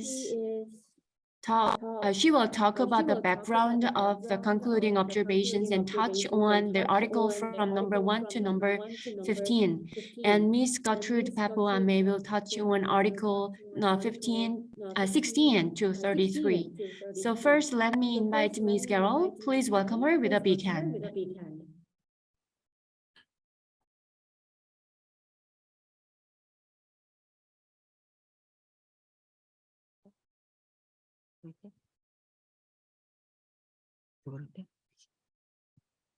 So very good afternoon for my friends who have been with us in this room. So it's my pleasure for being here with you and having an opportunity to talk about the background of the concluding observation for the Korea. So as you all know that I'm one of the co-rapporteur for the Republic of Korea. Also, we talked before that one of country reviewed during this 27th session was the Republic of Korea, and the committee adopted the concluding observations for the Korea. Also, I would like to express my appreciation to the Korean OPDs for your active engagement and very meaningful active events to ensure the implementation of convention, particularly implementation of the concluding observation for 2nd and 3rd combined report of the Republic of Korea. So now I talk about the concluding observation and the key points from Article 1 to Article 15.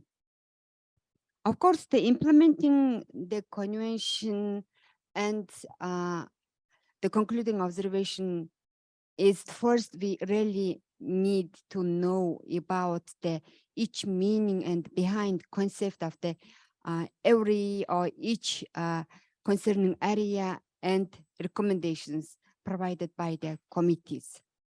So before they're talking about the concerning areas and the recommendations, I also would like to talk about the main concept and principles of the CRPD, because when country joined to the CRPD, that country has been obligated to know more about, to be knowledgeable on the main concepts and key principles of the convention, because knowing those things the country will have a big capacity to have effective implementation of the convention.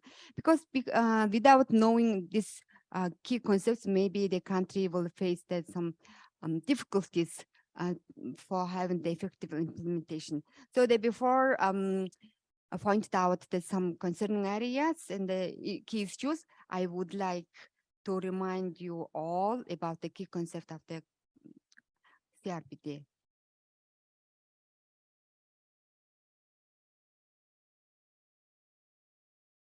Okay, the first we need to remind against the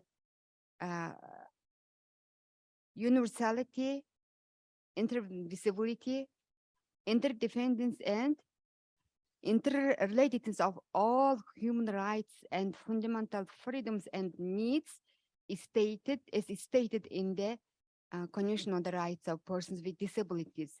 Because in Convention, there talks about the rights of persons with disabilities.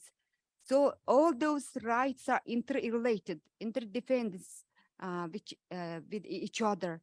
Because no implementation of the one right, we cannot ensure that other rights being implemented. The persons with disabilities get a benefit from this convention. So we really need to think about the interdependence and interrelatedness of the rights of persons with disabilities. So we can accept that the CRPD is a whole for the rights of persons with disabilities. Also, we need remind us about the involvement concept of the disabilities. The convention clearly describes that the disability results from the interaction between persons with impairments and attitudinal and environmental barriers, which hinders their full and effective participation in the social life on an equal basis with others. If we do not know about this evolving concept, there is a high risk for persons with disabilities to be excluded from the category of the persons with disabilities. Even the further, those people can be excluded from the benefits that provided by the CRPD. So really we need to know about this evolving concept.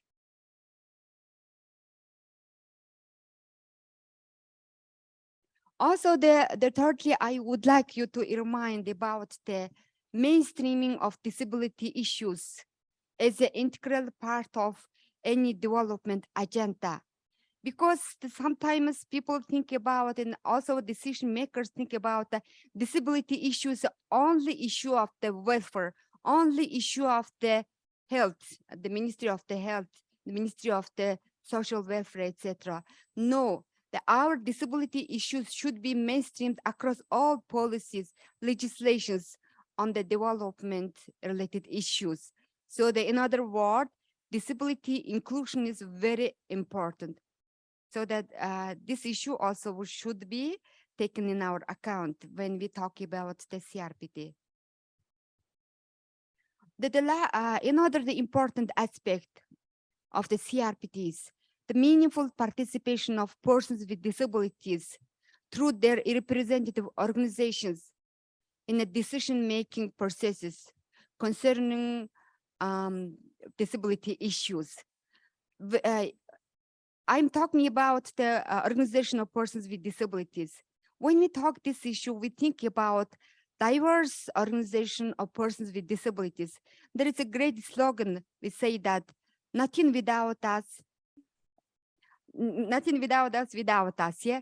So even this slogan is very important even among the disabled community. For example, I'm a blind, but I do not have enough knowledge on the issues related to the autistic persons, issues related to the persons with cerebral palsy. So in that case, when we talk about the meaningful participation, each organization of persons with disabilities should have the equal opportunity to participate meaningfully in a decision-making processes in the matters concerning their issues.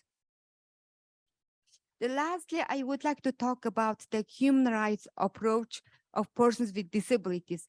That is also the essential part of the convention.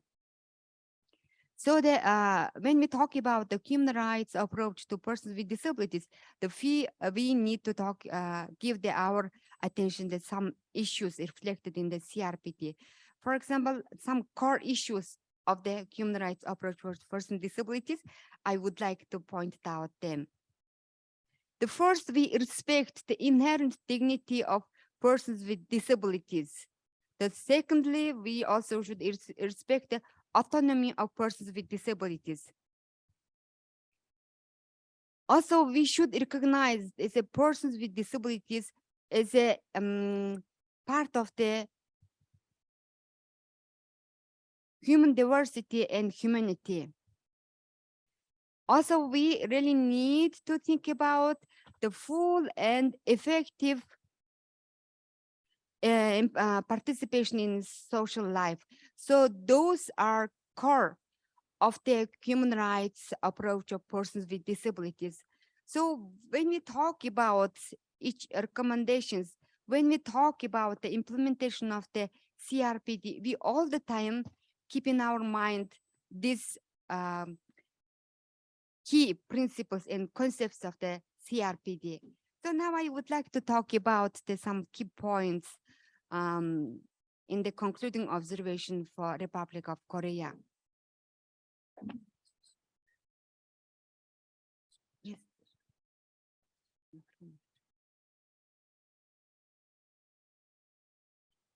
예, 잠깐 발표하신 중에 제가 I'm sorry for interrupting. A simultaneous interpretation is not provided. So through our system, actually, technically, it's difficult for us to provide simultaneous interpretation. So if possible, actually it is live streamed through YouTube. So you could watch it on YouTube. So search the Korea Disability Forum through YouTube, and you could watch the YouTube. And also the YouTube channel is providing captioning as well. And if you are not able to watch YouTube, actually this video will be uploaded on the website of YouTube channel, uploaded on YouTube channel, so you could check it later. I'm so sorry, I would like to ask for your understanding.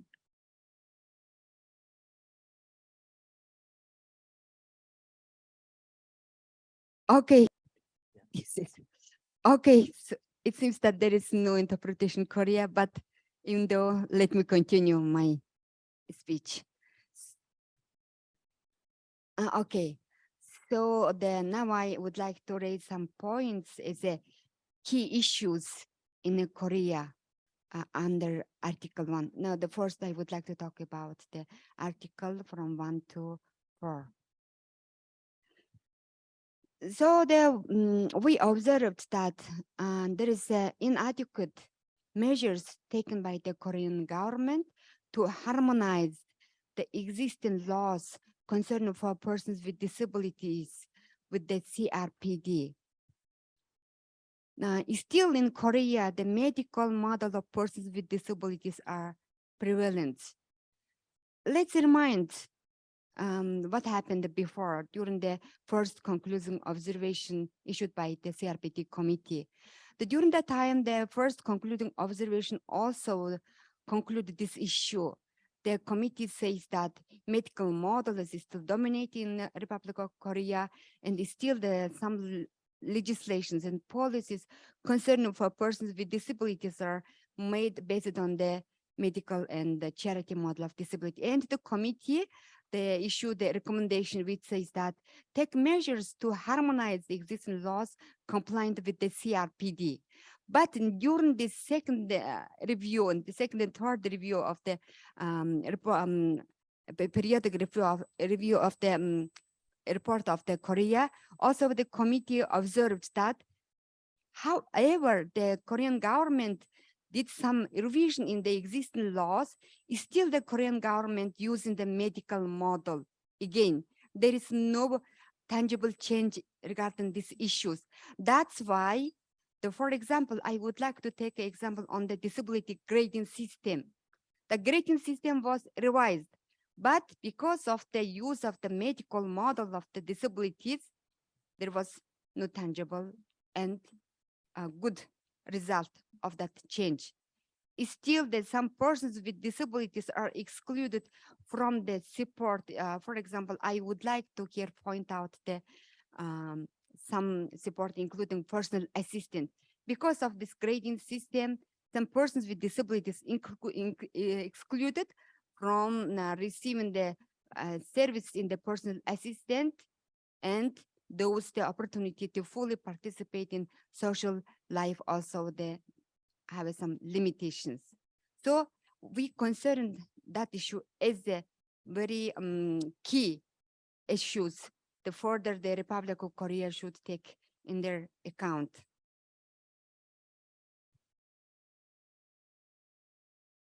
Also, we observed that failure to identify the unique characteristic of some persons with disabilities as a persons of disabilities. For example, the persons with deaf-blind, their unique characteristic is not fully recognized in the disability-related legislations. And persons with disabilities who live with the HIV/AIDS are not recognized as a persons with disabilities because lack of the recognition of the evolving concept of persons with disabilities, those persons with disabilities are excluded from being from identified as persons with disabilities. So the committee, that's why the committee, they provide the recommendation which says that, again, the review the existing legislations, policies, particularly concerning for persons with disabilities and make them in compliance with the CRPD. So also the committee issued the recommendations out of the concept of disability that covers all type of disabilities. Also, the committee issued the recommendations to revise the disability grading system and make them fully compliant with the CRPD and make them ensure that all persons with disabilities are getting the needed support for their full inclusion in the society. Also, under this article, the committee concluded that still in Korea, there are lack of persons with disabilities through their representative organizations, their participation in the decision making. There is no meaningful participation of persons with disabilities. That's why the committee also again issued the recommendation which says, please strengthen and implement the mechanisms for the fully and the meaningful participation of persons with disabilities in all levels of decision-making processes. So those issues, those recommendations provided by the CRPD committees. So I would like to say that if we see each article, if you would see the concluding observations, the things will be clear for all of you. The committee pointed out that the concerning areas and provided recommendations related to all the key issues. So lastly, I would like to say that, yes, really we need to pay attention to have the effective implementation of this concluding observation. So what should we do for that? The first, I would like to recommend you please in cooperation, the Korean government in cooperation with the persons with disabilities through their representative organizations, that develop the big plan, comprehensive plan on the implementation of this concluding observations with the clear target, with the clear indicators, and the also with the clear the timetable. Through this way, then maybe the Republic of Korea will get some achievement in terms of the implementation of these concluding observations. Lastly, I would like to, because due to the time constraints and due to the time-related issues, I would like to say the last point on my side. So the very fruitful cooperation between the government and OPDs is a very important, very essential to ensure the very effective and tangible implementation of the concluding observations.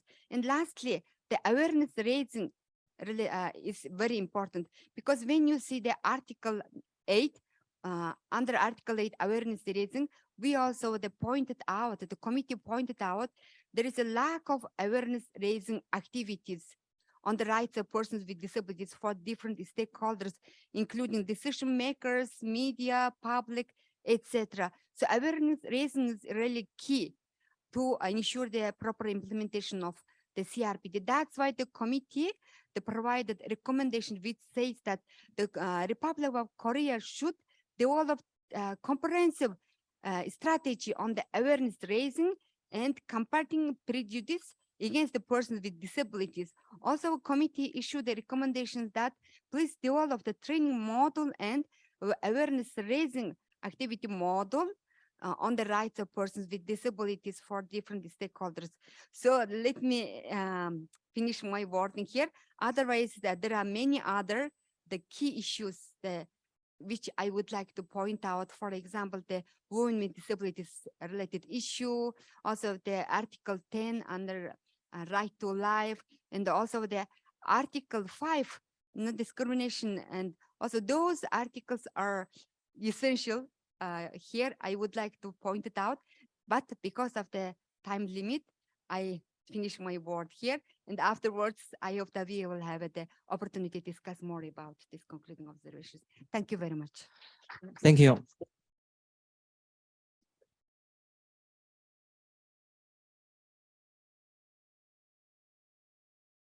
Thank you for touching on the overview of the concluding observations, and also she touched on the articles from number 1 to number 15, and especially about number 5. She highlighted the importance of principle. Because of the time constraint, we were not able to listen to her overview for all these articles, but take Q&A session as your opportunity to ask questions to her. Then let me invite our second presenter in this session, Ms. Gertrude, online. She will share her background and implementation guidelines about article number 21 to 33. Ms. Gertrude, please, the stage is yours. Thank you. Thank you. Madam Gertrude, yes, please. Good afternoon. Warm greetings from us. And at this juncture, Mr. Chair, I recognize you. I recognize my colleague Gabriel and my colleague MS Myung Kim, all friends, state media, sisters and brothers.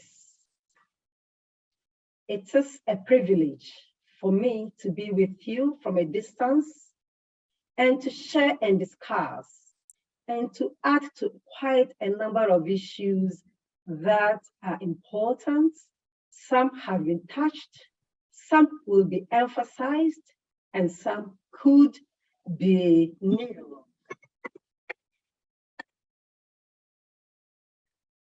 By no means, this event is very important.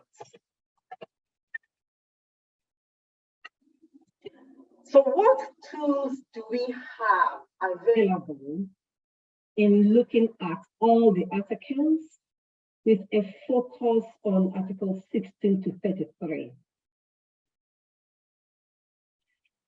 all the articles are important, so all the recommendations are important.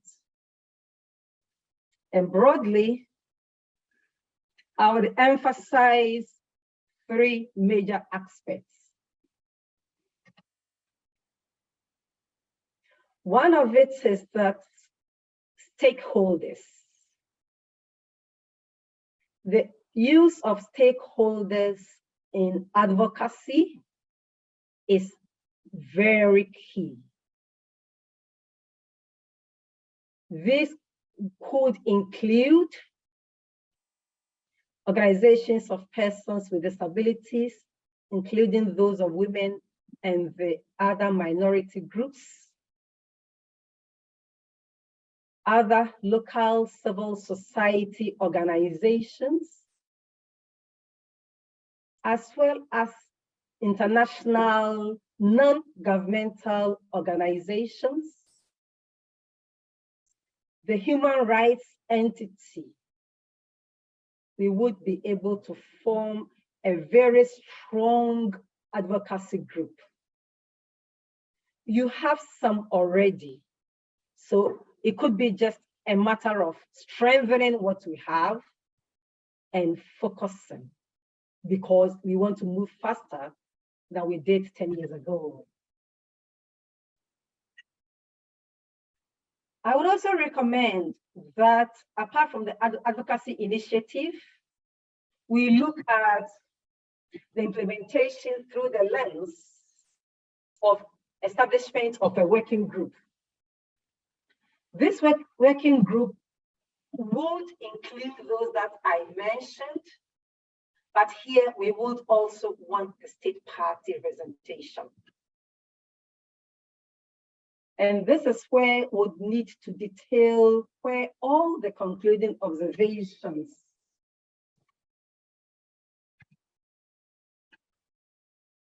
in these efforts. The third thing I'm bringing our minds to is ongoing initiatives. Ongoing initiatives which are at the national level,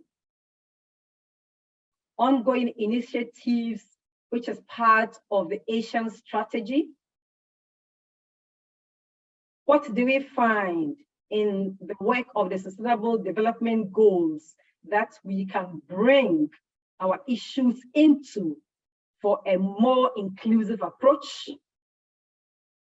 What are the UN systems in Korea doing that we could buy into? For instance, in my country, Ghana, the UN system is developing a strategy. And so the organizations of persons with disabilities, the international organizations, and the civil society organizations have made sure to deepen and provide expertise for inclusion of disability. I know there are many such opportunities, and our encouragement is for us to identify these and buy into them, whilst we work towards the generic policy change and also specific implementation strategies for us as persons with disabilities. Because sometimes we need something to raise our awareness, bring our understanding before we join the mainstream. More specifically into each of the recommendations, for Article 16, we all know it is under violence and abuse. But I want us to look at the issue of children. And I was so happy when I listened to the earlier discussions when abuse of children is so important and pertinent, to the extent that mothers kill themselves, commit suicide after committing suicide of their children. So we need to bear this in mind. It is imperative that this is not allowed to continue. So then a specific plan of action is developed to eliminate such violence against children with disabilities in particular, but not leaving out women and others. We need to strengthen the collection of our data. We have said just in the earlier session that some of these issues don't have the data, so it becomes difficult to advocate and demand for change. Please let us practically deepen our data collection so that we can ensure effective monitoring, implementation, and monitoring. Do not let us leave children with disabilities themselves. Their voices are important. And then also other people who work on issues of children would want them to bring into our planning. And as I said earlier, wider disability implementation, all people working on disabilities, we need to bring them to the table to work towards this. There should be timelines for implementation so we can be better.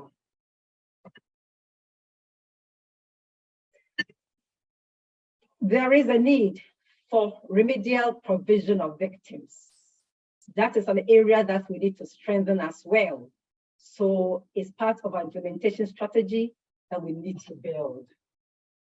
We need to demand that these agencies are well resourced so that they can be really accessible for us to launch our complaint, to access the counseling and supportive systems available, and to redress, and as well as possible, perpetrators brought to book. I will recollect that in the state's additional report to the list of issues prior to reporting, it indicated that as of August 2022, there were 19 advocacy agencies in operation. So we need to expand this. First, we need to identify them, expand them, and utilize them to our benefits.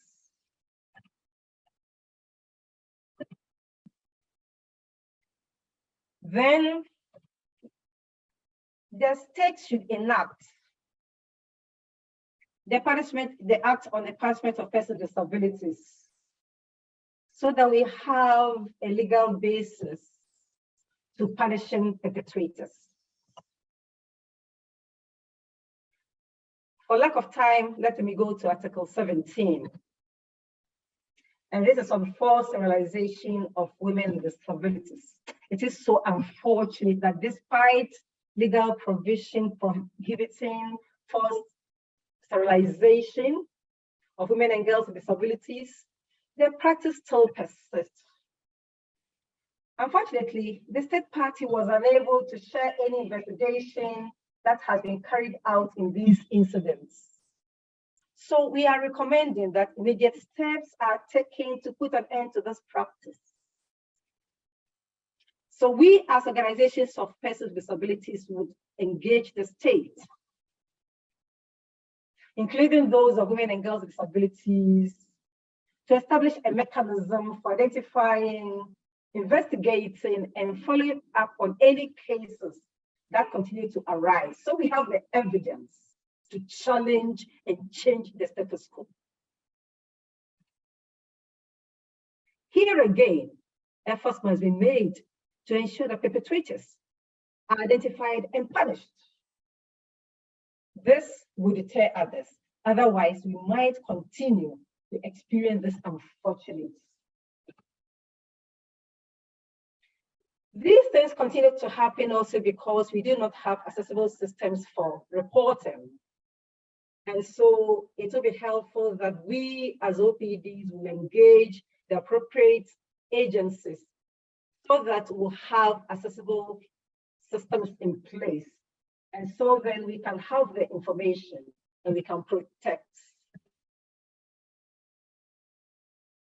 I move on to Article 19. This cannot be overemphasized. It has been a key discussion today. And it's interesting that it's not only Korea, that issue of digitalization becomes very important. so that we can have adequate standard of living in our communities and be able to live independently. As was indicated in conclusion, we believe that urgent steps need to be taken to address the continuous institutionalization of persons with disabilities. We as a committee will not agree that only few people are really institutionalized. No, few among us are us. And when any one of us violation is observed, all of us join in here. So the states urgently need to review the roadmap for independent level support in consultation with the organizations of persons with disabilities, ensuring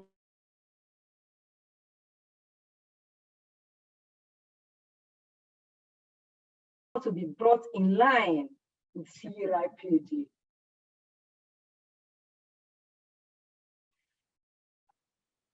I'm told my internet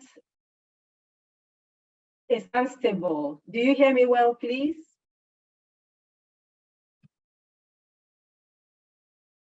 Do you please hear me well?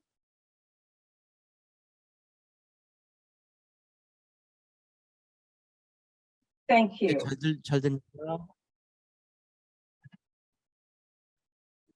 We need to increase the presence and availability of community-based services, but it cannot wait for every detailed service to be present before the de-institutionalization process starts. It needs to start now, and we need to get our states and the other actors to come to work on this.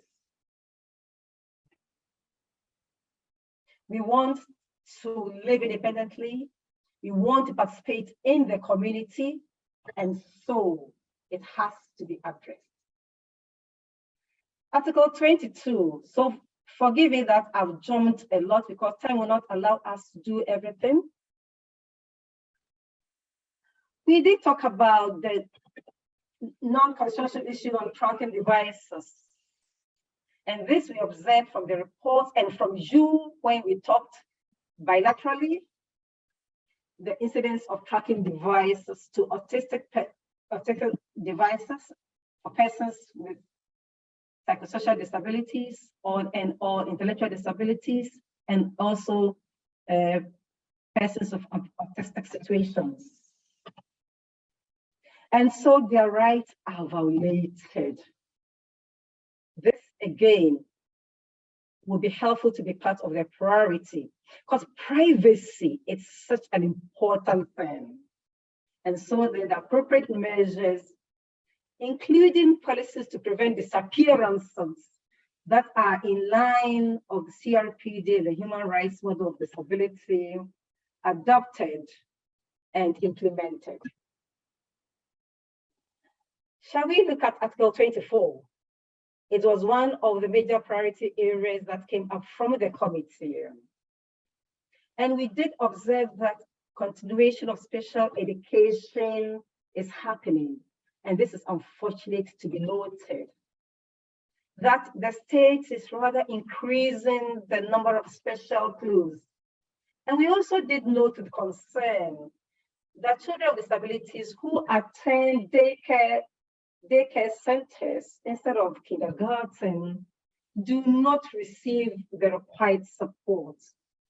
To address this, it is essential that the state urgently work towards the adoption of a comprehensive inclusive policy that is compliant with CRPD, the strategies to promote the culture of inclusion in mainstream education at all levels.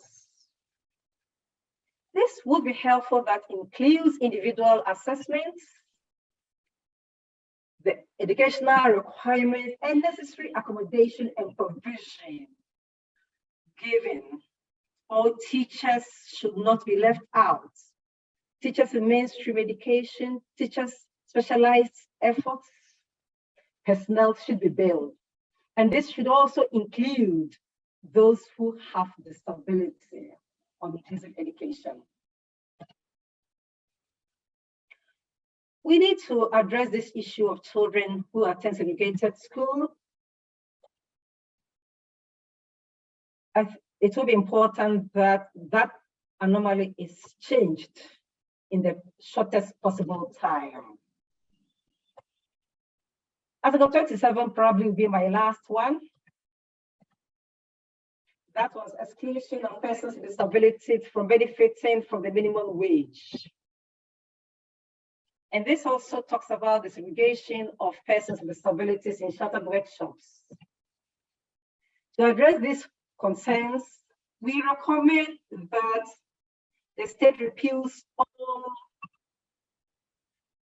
discriminatory legislations that excludes or limits persons with disabilities from enjoying work opportunities in the open job market.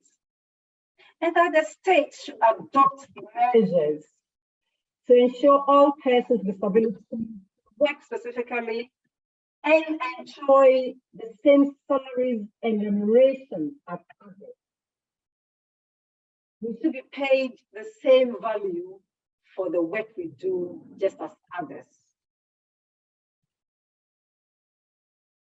Those who are excluded should be compensated. And we also encourage that an inclusive employment policy may be adopted. I'll please at this point also draw your attention that the CRPD has just adopted a general comment on work and employment, and the strategies and the advocacy steps by government and also by us as organizations facing disabilities are included. Please, if it's possible, help us to translate it into Korean and other important languages so that we shall have access to these documents and we shall use it for advocacy. Where there are quotas, let us ensure it works. Where there are no quotas, let us see whether it's beneficial to suggest them and make sure that it works. Male disabilities are less employed, so we encourage you that in the efforts, do not leave out male disabilities or any other minority group. I thought work and employment would be the last, but allow me to talk about effective coordination. Article 33. The lack of effective coordination will make all our efforts come to zero.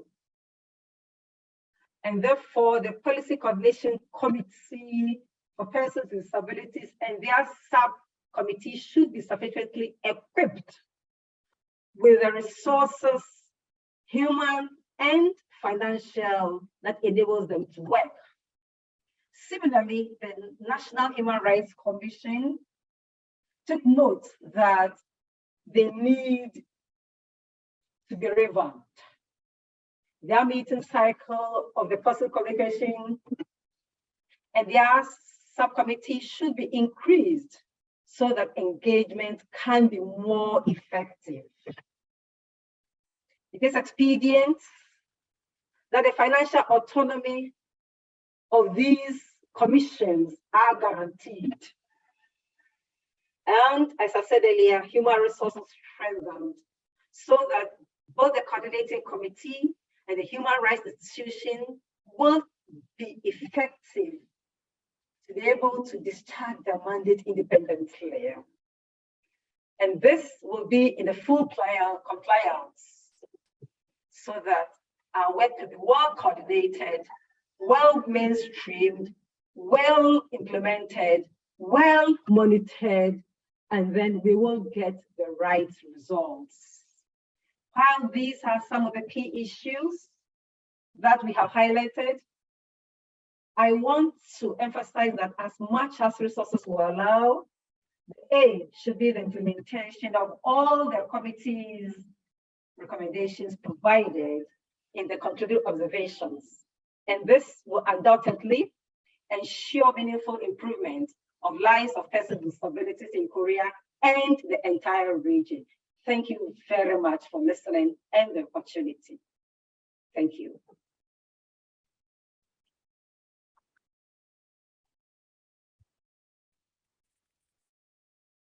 Thank you for your presentation, Gertrude. And you went through 15 to 33.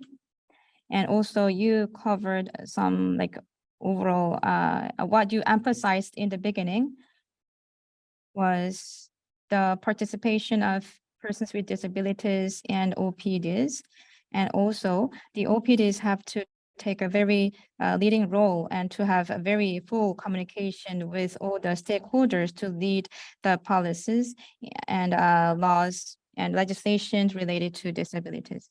And also you covered children with disabilities and the data establishments, and also the forced sterilization and protection of privacy for persons with disabilities. And also you talked about the labor of persons with disabilities. And we listened to the 2 UN CRPD's committee members, and we will have discussion later. And next,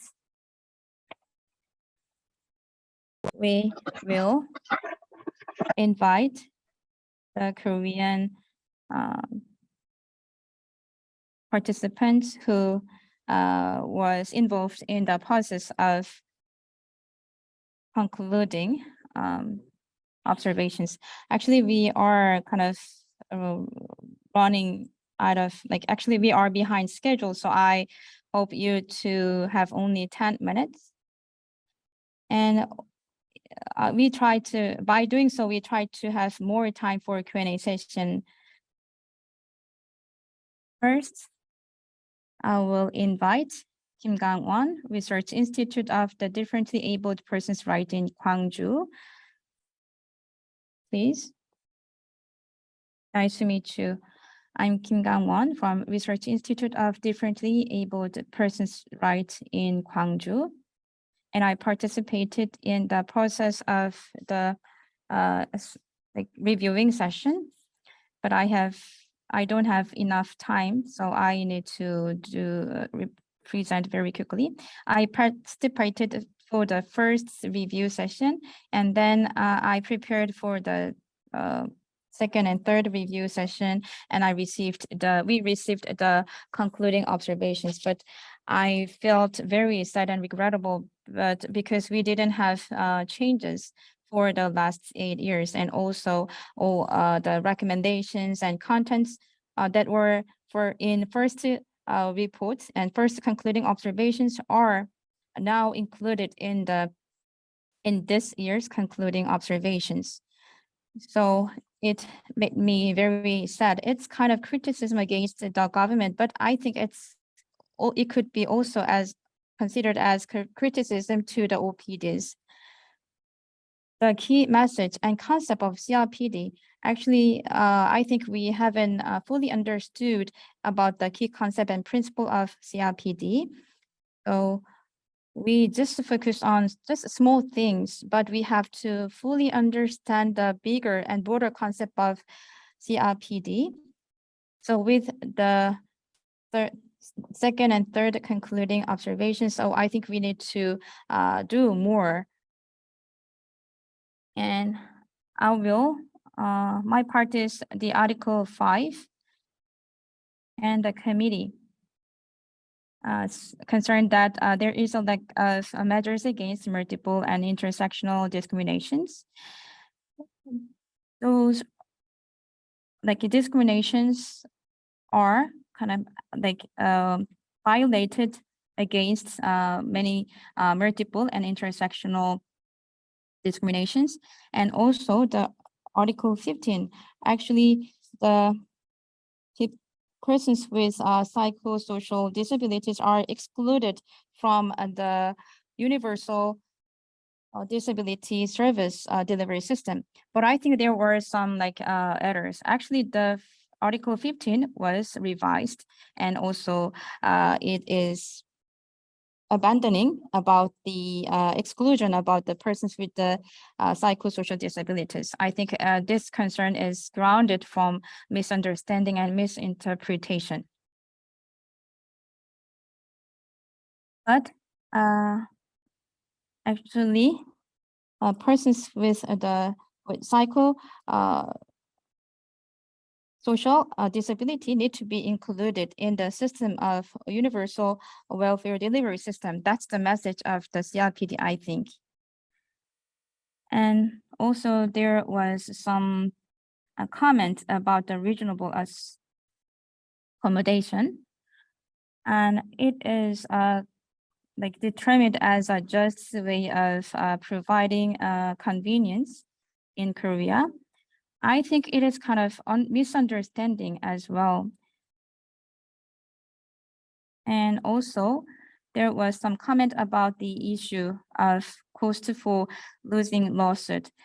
If those who file lawsuit for remedy against infringement of rights of persons with disabilities, if they fail, then they have to pay for the attorney fees, and also they have to like if they file against a lawsuit against the big companies, then the big company have like plentiful financial resources, but those who filed a lawsuit need to pay for the whole costs of lawsuits that was occurred by the opposite side. So it could be very big burden. So actually, when a persons with disabilities, they file lawsuit against a big company or governmental organizations, they could feel a big burden about the costs. And also, I think we need to consider multiple and intersectional discrimination in our legislations. Actually, there is lack of measures against that practices.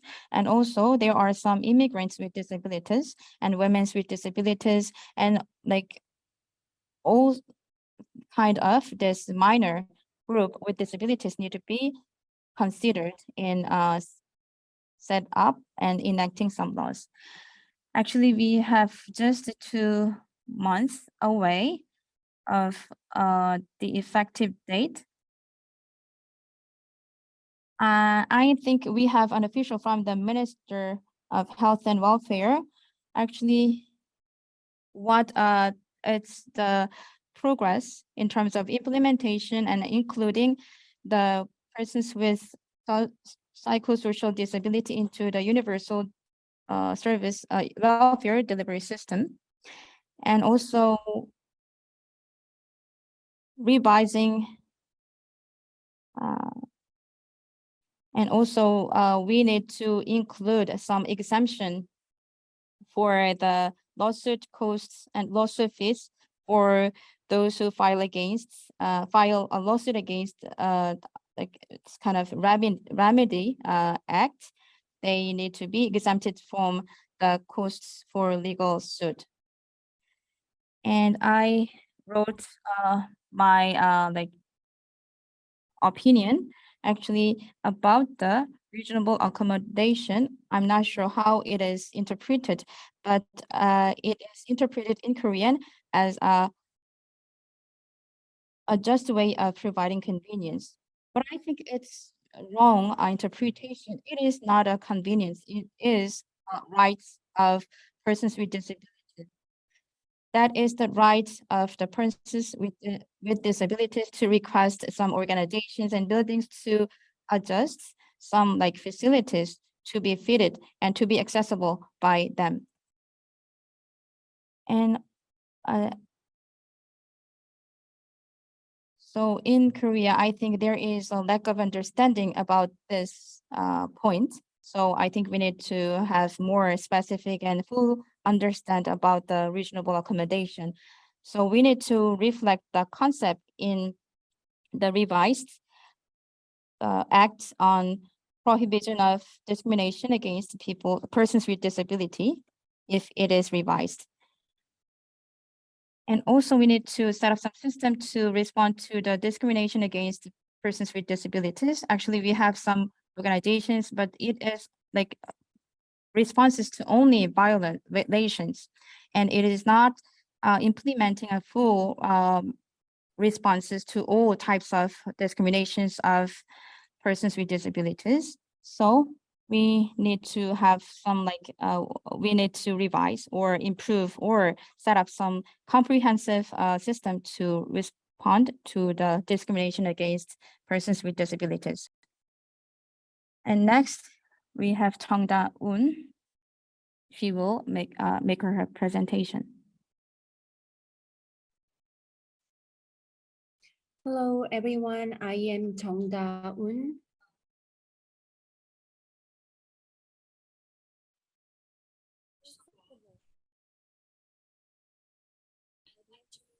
The Korea's country rapporteurs,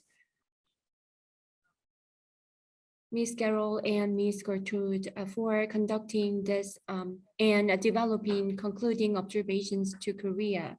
Today, I'm going to mainly talk about our right to move, work, and be educated. So there are many rights related to the human rights of the persons with disabilities. However, I think these three aspects are the most significant areas, and also we have corresponding recommendations. So based on the recommendations, I'm going to make my presentation. If you take a look at page number 88 in your brochure, this is for my presentation today. So there are multiple issues regarding right to the mobility. However, the biggest issue is that the Korean government has not satisfied its own goal regarding the mobility right for persons with disability. And also the social participation by persons with disabilities is quite low. And I think this was reflected in the process of developing the concluding observations. Not only right to mobility, but for other rights, if there are general comments,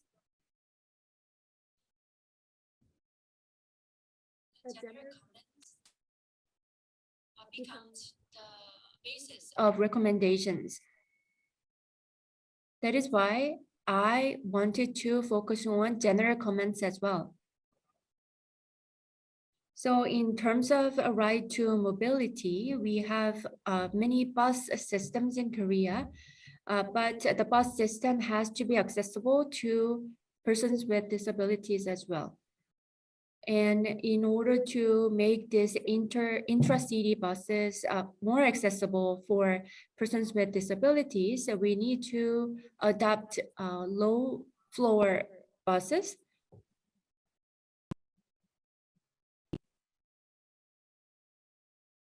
And I think the relevant issues were pinpointed by the committee.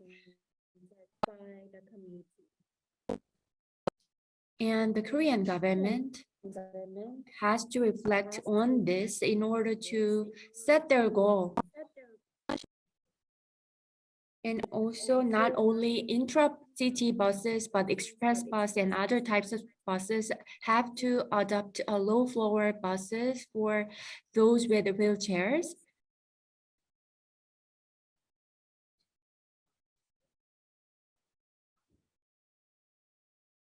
For more wider area transportation, we also need to have means of convenient and barrier-free transportation for persons with disabilities.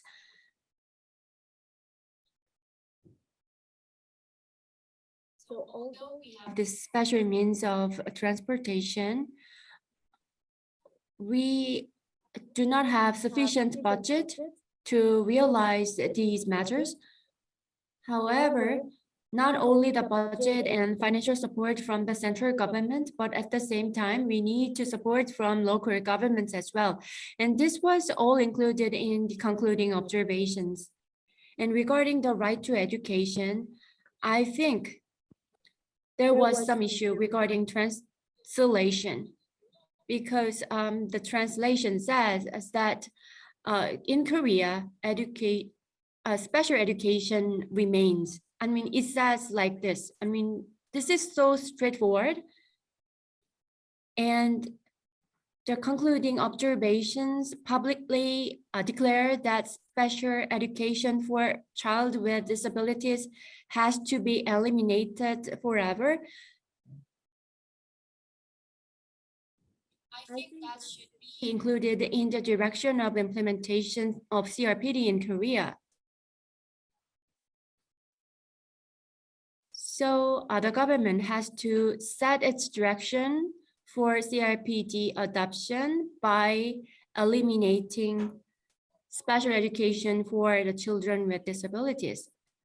When it comes to right to work, it is related to Article 27 of the CRPD. It touches on the revision of the Minimum Wage Act in Korea. And also it pinpointed the problem of employees' shelter. So I analyzed these issues. So there are these clear phrases like the equal compensation for the same value of work. I think this highlights the importance of a legitimate wage system for persons with disabilities. And it has to be not based on the productivity of work, but the work itself.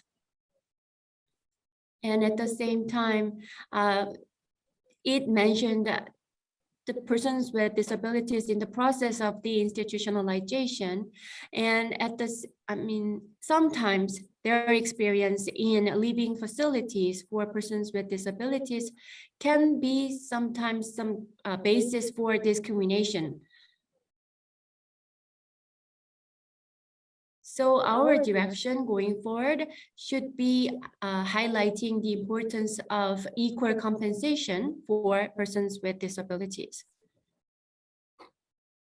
And also, I'd like to highlight the importance of the customized public job opportunities for persons with severe disabilities, and also lifelong education for persons with disabilities. These measures are targeting to make sure that the persons with disabilities could participate in the community and in our society. Based on our lifelong education and customized public job opportunities, we could expand more opportunities to persons with disabilities. This concludes my presentation. Thank you. Now, let me invite Ms. Eugenia, the Secretary of General from Women with Disability. We are not here to get benefit of welfare. We are here to speak out what we want. We want to stay in this space. That is the protests from the Jin Song-son, an activist who was protesting at the station of subway. The right to education, the right to work, and the right to life.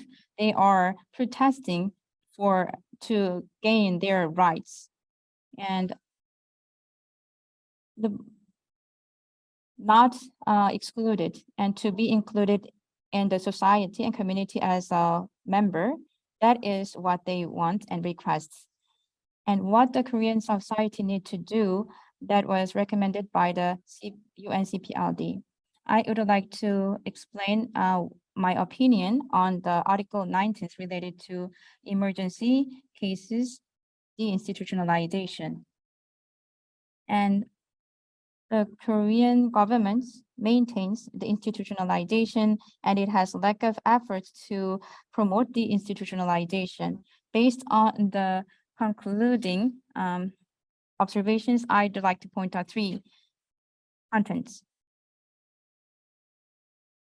First, the very important right is right to action. The system to provide personal assistance service, actually to get benefit from the service, the persons with disability need to go through comprehensive research.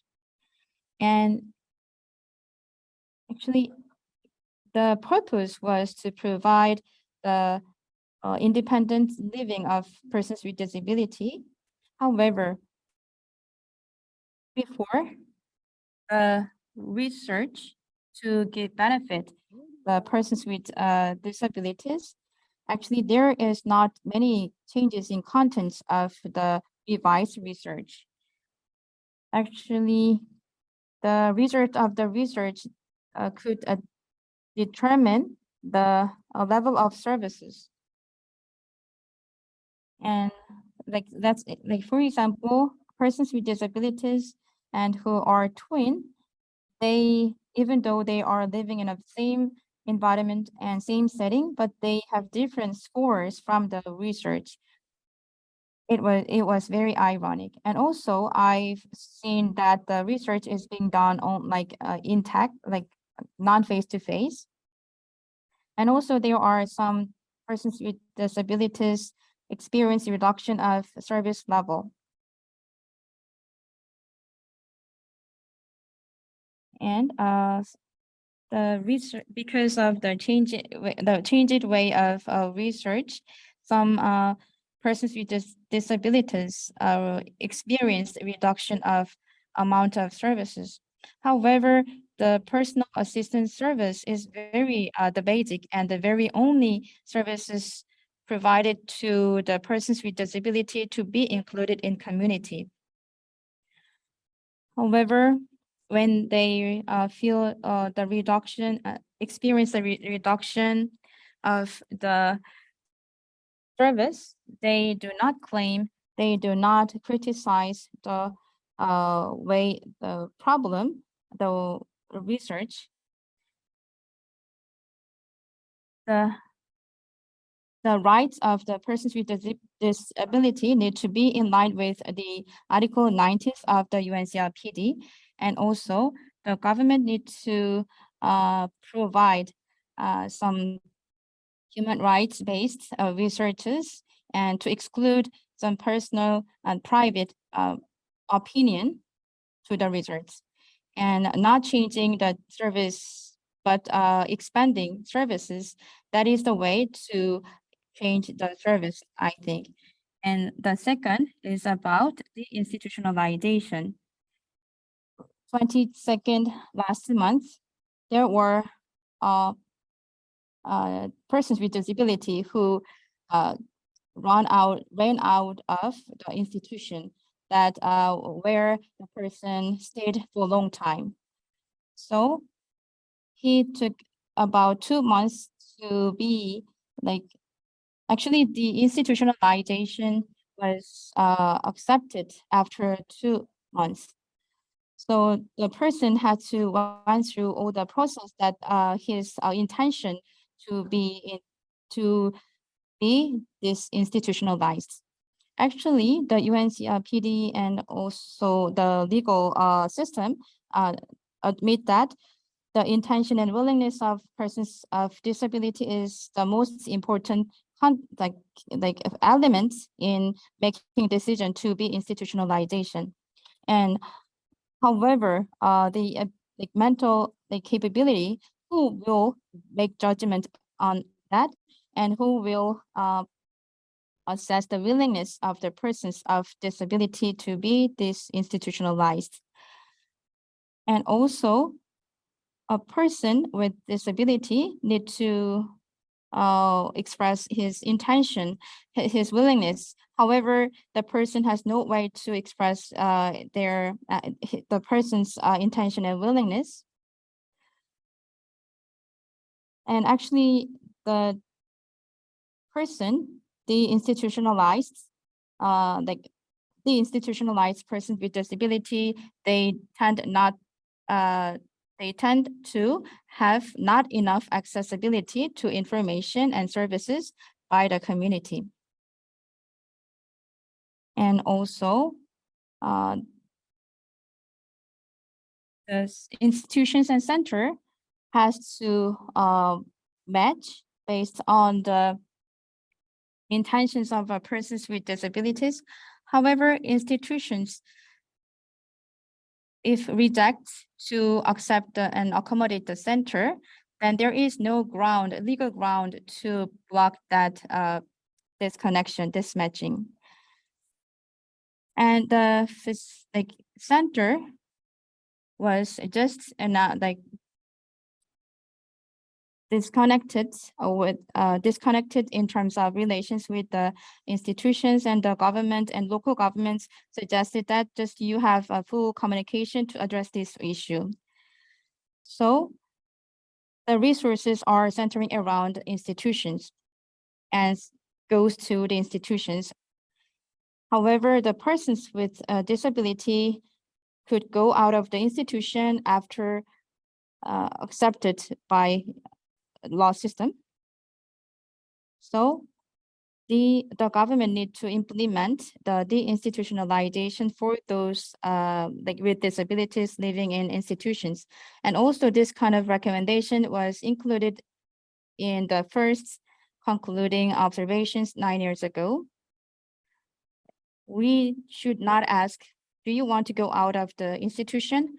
But also we need to ask why you can't go out of the institution. I think we need to bring changes in institutions, like an institutional system and policies. And also I would like to talk about the lack of support. Actually, the disability allowances and benefits, which will be given to the persons with disabilities who wants to be included in the community, actually those services are not enough. Actually, institutionalized persons with disability firstly meet the officials involved in those disability allowances and benefits. So the community-based service should be delivered in an effective way to persons with disabilities. So, and also the persons involved in the delivery system should well understand about the persons with disabilities.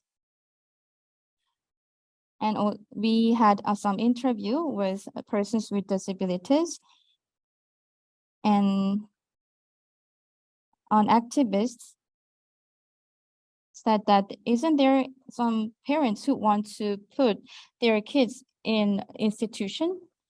However, that kind of comment is related to this comment came out a person who is involved in and taking responsible for the welfare delivery system. It was Gangdong district. So if we ask allocation of budget, the local government said that we don't have budget. And if we ask them to set up some proper policy, and they think that they say that we are just reviewing. And those kind of responses are not that different from the central government. In 2023, the government deleted the term disinstitutionalization in the newly established law related to disinstitutionalization. Actually, it is going to be implemented as a pilot project, but I think but I am dubious whether the project will remain and maintain even after the pilot project. So UNCRPD, through the concluding observations, determines the obligations of the state party in terms of deinstitutionalization. And about this, the government needed to think about how to expand the community-based services and how to expand the deinstitutionalization and how to secure rights for these deinstitutionalize persons with disability. And based on all that, the government needs to set its new plan related to the institutionalization. And lastly, I will invite Lee Soo-yeon, lawyer. Hello, everyone. I am Lee Soo-yeon from Korean Disability Law Associations. My previous presenters have touched on the social participation and the deinstitutionalization issues. Today, I'm going to talk about excluded persons with disabilities and the aspects related to them in CRPD reports. In the concluding observations, the committee included the definition of the persons with disabilities. And however, the definition of the Korean government is not 100% aligned with the CRPD, and the Korean government fails to recognize the specific needs of some persons with disabilities. Against this backdrop, we need to make adjustment in Korean laws and regulations so that they could be compliant with the CRPD. And we need to adopt a definition of persons with disabilities, including the characteristics of minority groups or excluded persons with disabilities, including those with AIDS and HIV. And also, still in Korea, based on medical model, disability classification is maintained, and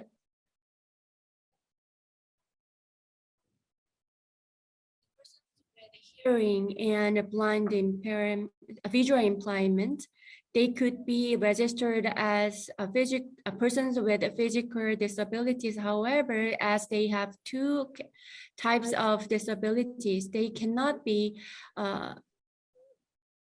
benefited from the policies for each one of those types of disability. So we need to make sure that such redundancy of disability also could be covered by the relevant regulation. So I think those concluding observations are in line with our future direction and the current situation in Korea. So our organization wanted to make suggestions to the Korean government. First of all, we need to look into the human rights aspects and reflect the human rights aspects into our future plan to implement the CRPD. I'm not sure if the Korean government understands any legal basis of Korean laws and regulations that are aligned with CRPD. So I think we need to conduct further research and study about the comparison between Korean law and CRPD. By doing so, only then I think we could fulfill the human rights and rights of persons with disabilities by our laws and regulations. And also regarding Article 29 for participation in political and public life, the committee specifically mentioned the lack of measures taken to ensure the participation of persons with disabilities in political and public life. And also it mentioned that these persons with disabilities are underrepresented in these circles. So we need to guarantee the equality and participation of these minor groups with disabilities, including women with disabilities and certain type of disability.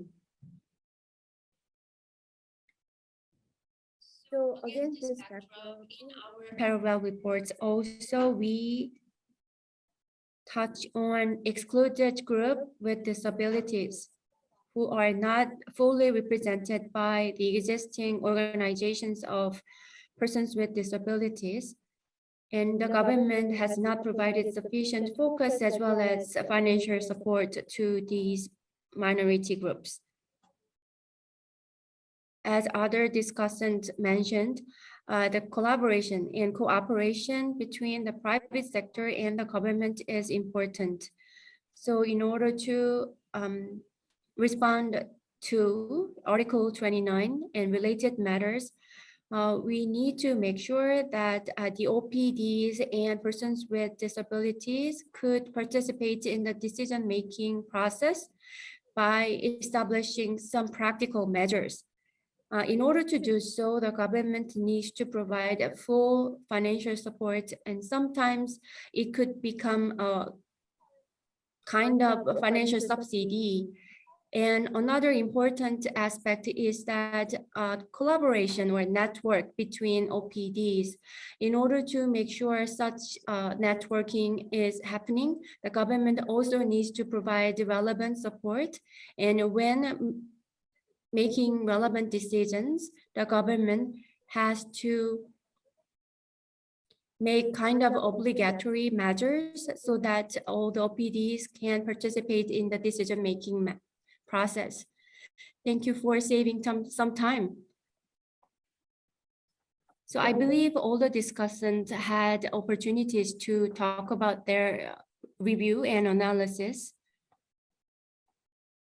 And I'm afraid the Ministry of Health and Welfare is not willing to share their ideas about this issue because the government just announced, the government, I believe, has some time limit to share its idea about the current situation and future plan regarding the government's implementation of CRPD. And what we want to confirm is that whether the government has willingness and intention to align our legal system with the UNCRPD. I just want to listen to your opinion simply. So would you? Please.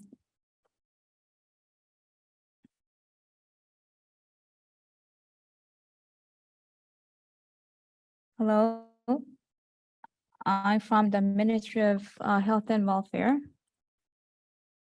As you mentioned, there is no official opinion from the government.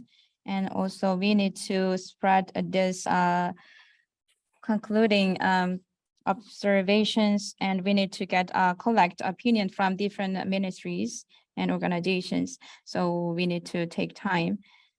And I'm a person who is in charge of this the disability. Actually, it is related to the this very detailed article, so it's difficult for me to express my opinion, but I will work with other ministers to have discussions to implement the UNCRPD's recommendations and contents. Thank you. I hope the government could thoroughly review and please to that, and please give him a big hand.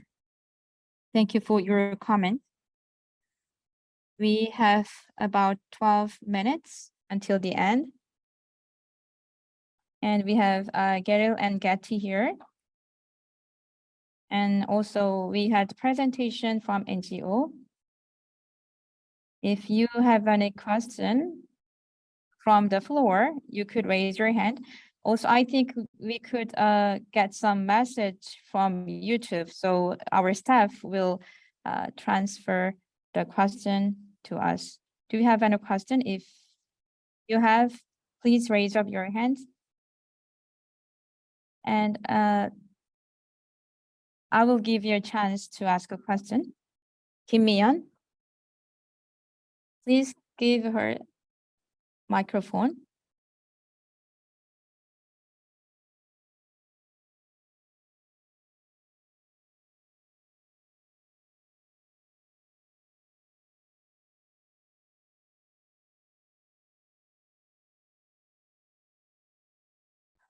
We don't have enough time, so just give a quick question. I will ask only one question about the After the presentation about the conducting observations, concluding observations, I received many questions from all around across the nation. And I want to ask a question to KDF. So-yeon, you mentioned about the marginalized persons with disability. Is it an issue of HIV-infected persons with disabilities? Or you are just saying that we need to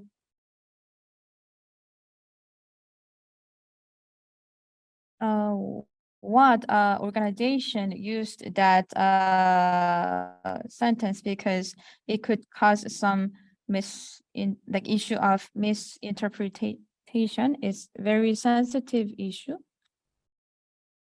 And the concept of excluded persons with disabilities was not included in the CRPD.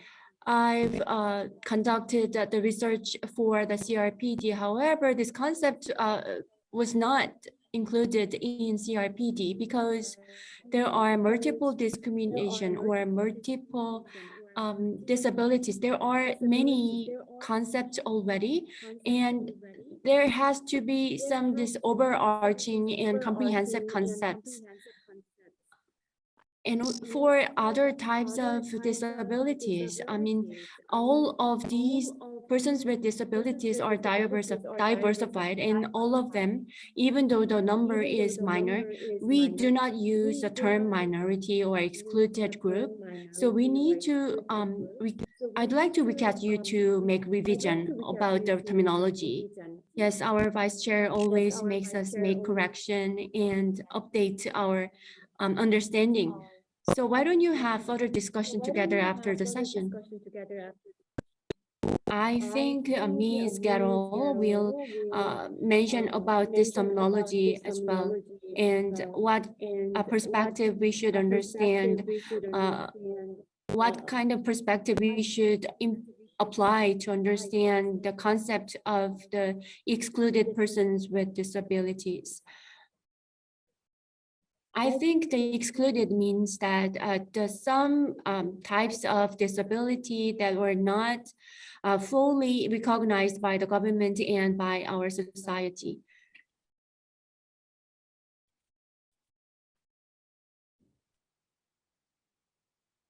So I have a question. Although I'm one of the organizers, but I'd like to ask a question.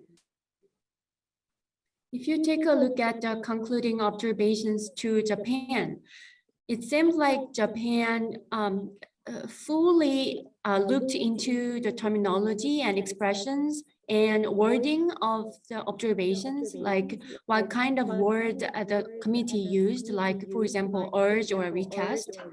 So we need to apply more detailed parsing to the wording of the concluding observations. So if we could have such detailed level of analysis on the tone and manner of concluding observations, I think NGOs could take fully advantage of the analysis. Do we have other person who would like to ask questions?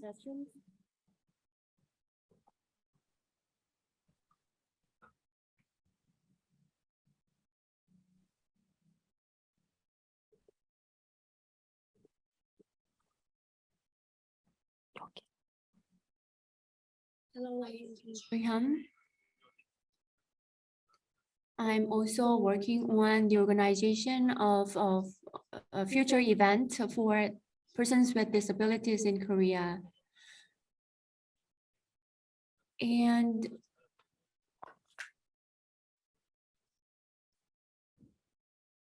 it is limited. I mean, the concluding observations are limited to the information accessibility when it comes to persons with brain impairment. However, the concluding observations are open to translation according to the CRPD members. So I think we could apply the concept of the brain impairment to the existing concluding observations to Korea.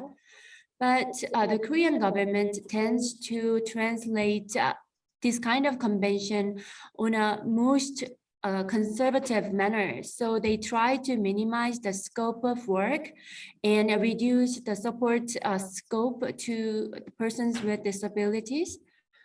That is why we have to focus on this little phrase or a specific word of concluding observations.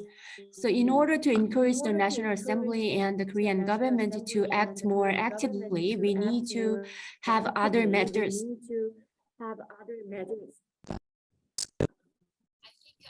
Be answered by our commission members later on. Do we have other person to ask questions?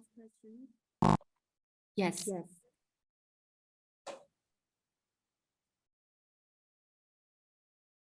So I backed up at the CRPD related review.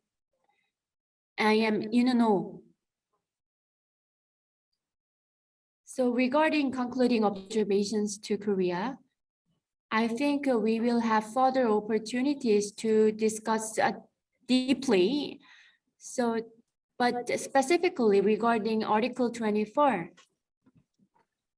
regarding the general comments specifically, as you know,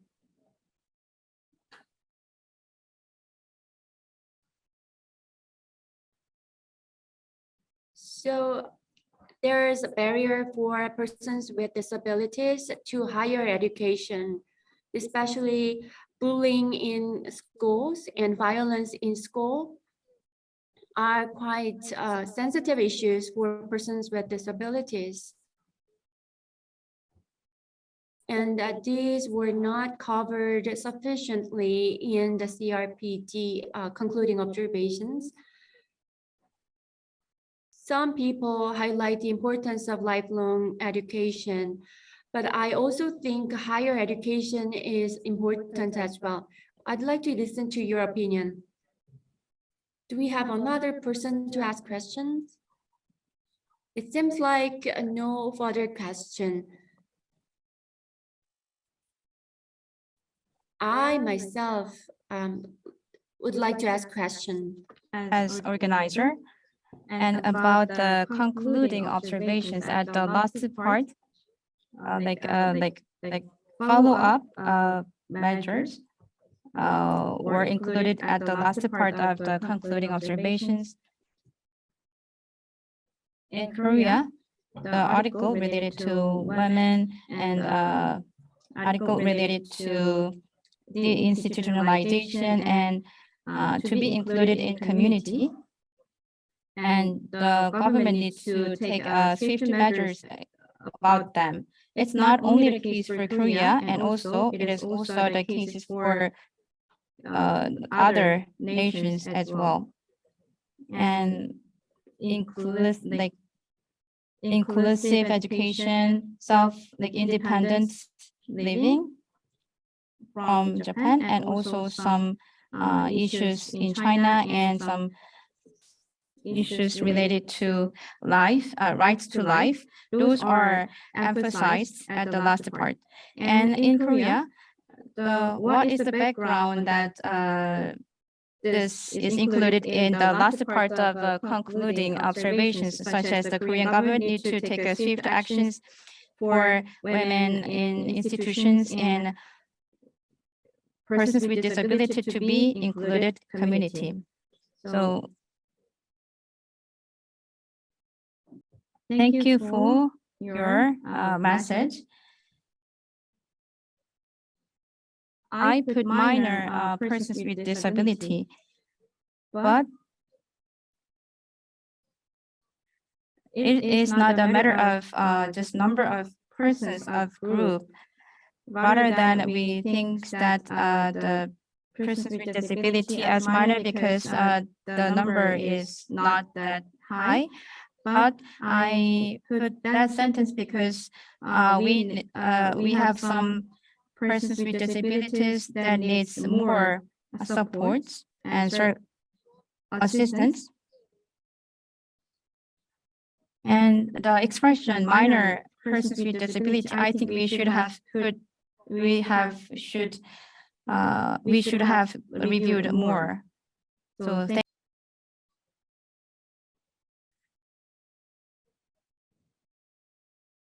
and it is interpretation about the recommendation. And in our report, HIV-infected persons with disabilities, we didn't put that content in our own report.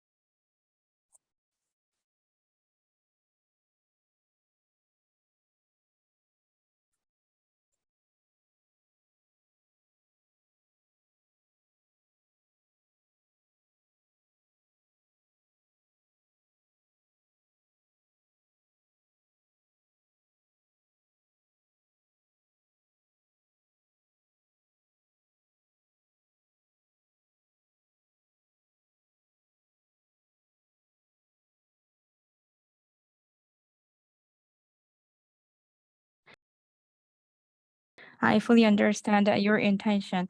She didn't use microphone, and so your comment has been sent to Carol, and we have several questions. Carol, I'm not sure whether you catch all the questions, so could you give answers to the questions?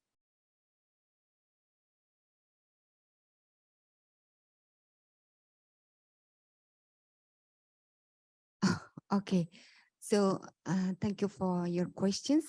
And sometimes I couldn't hear the translation in my earphone. That's why I didn't get the full questions.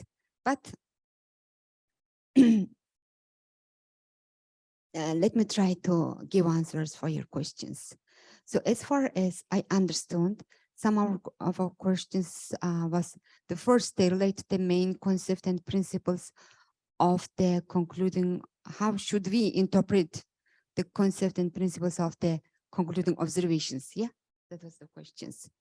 So of course, the concluding observation is a just we made the committee made that concluding observation based on the CRPD language, based on the CRPD concept and principles.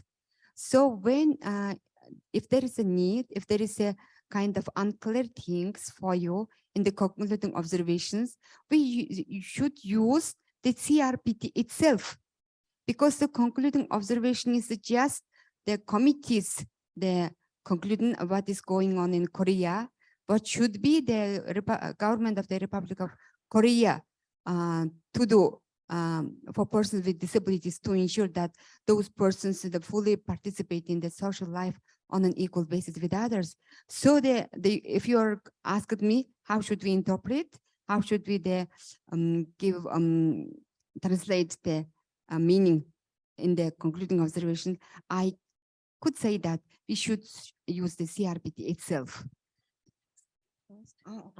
네, 그 현장에서 동시 통역이 제공되기 어려운 관계로 제가 순차 통역으로 말씀드리자면요. 우선 첫 번째, 최종 견해에 조금 구체적이지 않은 부분들을 우리가 어떻게 활용할 수 있을까에 대한 질문에 대해서는 이 최종 견해는 결국 UNCRPD 협약의 원칙과 그 컨셉에 따라서 쓰여진 것이기 때문에 만약에 불분명하거나 조금 좀 추상적이다 하는 부분이 있다면 얼마든지 협약을 이용하여서 이 부분을 해석하고 활용해주면 좋겠다라고 말씀해 주셨습니다. 그리고 예를 들어 뭐 사회 참여에 있어서는 분명하게 협약에서 동일한, 그러니까 다른 비장애인과 동등하게 참여할 수 있어야 된다라고 얘기를 했기 때문에 이것에 기반해서 협약을 해석해 주시고 이행할 수 있도록 해주시면 좋겠습니다. Also, we talked about the persons with living HIV/AIDS. Yeah. So, in my presentation, there were I listed out several the main concept of the CRPD, which I have seen that lacking of understanding about those concepts in the Republic of Korea. The one of the raised issue by me was the lack of understanding about the evolving concept of the disabilities. Because we received some information from OPDs in Korea that because the lack of understanding of the what is the concept of the disability, some persons who can be considered as a persons with disabilities are excluded, being considered or being recognized by the government as a persons with disabilities. Because this kind of things have some limitation for some persons with disabilities, yeah. So to get a full benefit for ensuring their full participation in the social life. So the one of them, the committee considered as a persons who live with the HIV infected persons. That's why and the committee considered this issue and they give a recommendation that they adopt the concept of the disability to considering the unique characteristic of each persons with disabilities. Yeah. 네, 그리고 이어서 특히 HIV 감염인을 장애로 받아들이는 것인가 아니면은 장애인의 감염에 대한 것인가라는 질문에 대해서는 사실은 이것은 한국이 조금 협약상의 정의에 따른, 그러니까 협약상의 장애에 대한 정의가 조금 이해가 부족하다라는 점에서 나온 권고라고 봐주시면 감사하겠습니다. 그래서 다시 말하자면 HIV 감염인도 장애인, 협약상 기준에 따라 장애인으로 포함될 수 있어야 하고 지원받아야 할 수 있어야 한다. 즉 누가 장애인인가라는 질문에서 그동안 한국에서 배제되어 왔던 사람들도 지원받을 수 있어야 한다라는 점을 그런 원칙에 기반해서 권고를 드렸다라고 말씀드리고 싶습니다. Lastly, I would like to say that, of course, maybe I would like to say once more time, if there is some issues or some sentences reflected in the concluding observations are not clear for you, please use the CRPD language itself. Because, you know, even the related to the legal issues, we have the similar concept. If in our procedure, maybe in the rule, if there is no unclear terminology, unclear the sentence, we should go back to the basis of that rules. For example, we should go to the constitutions. We should go to the main human rights instruments in order to get the full meaning of that particular sentences, particular meanings. Similarly, if there is something unclear for you, go to the convention itself. Okay, thank you. 네, 마지막으로 한 번 더 강조드리고 싶은 것은 최종견해에 어떤 특정한 단어가 없다, 어떤 문장이 없다라고 해서 못 쓰는 것이 아니라 이런 경우에 협약 언어 그 자체를 사용해 주시기를 다시 한번 강조하고 싶습니다. 예를 들어서 우리가 법률상 불분명하거나 어떻게 이행해야 될지 모르겠다라고 할 때는 헌법을 우리가 찾아보잖아요. 이것과 유사하게 이번에 나온 최종견해에서 어떤 방식으로 우리가 이행해야 될지 잘 모르겠고 불분명한 부분이 있다면 여러분들 협약에 나온 언어들, 협약에 나와 있는 원칙들 이것에 기반해서 최종견해를 활용해 주실 것을 마지막으로 또 한 번 강조드리고 싶습니다. Yes. Okay. Now I would like to give answer on the question related to higher educations. Yes. Even yesterday I had a meeting with a representative from the OPDs. And during that meeting, also some questions raised about some issues are not included in the concluding observations. For example, there was one issue, the accessibility of the communication was not included clearly in the concluding observations. And there was a worry about that if there is no clear wording about the certain issue in the concluding observation, maybe there is a high risk by the government by saying that, so we cannot do these things because this issue not reflected in the concluding observations. So the higher education related issues are, I think, the same with that issues. Because to be honest, of course, although the committee tried, we couldn't include all your raised proposals, points in the concluding observations. But if you look at the very in detail, the concluding observations, we can implement every issues of the rights of persons with disabilities can implement in the Korea based on the convention. So for example, the higher education, maybe there is no specific word in the higher education, but you look at in our recommendations, the committee provided a recommendation which says that please develop comprehensive strategy on inclusive education at all levels. If the committee says at all levels, the higher education is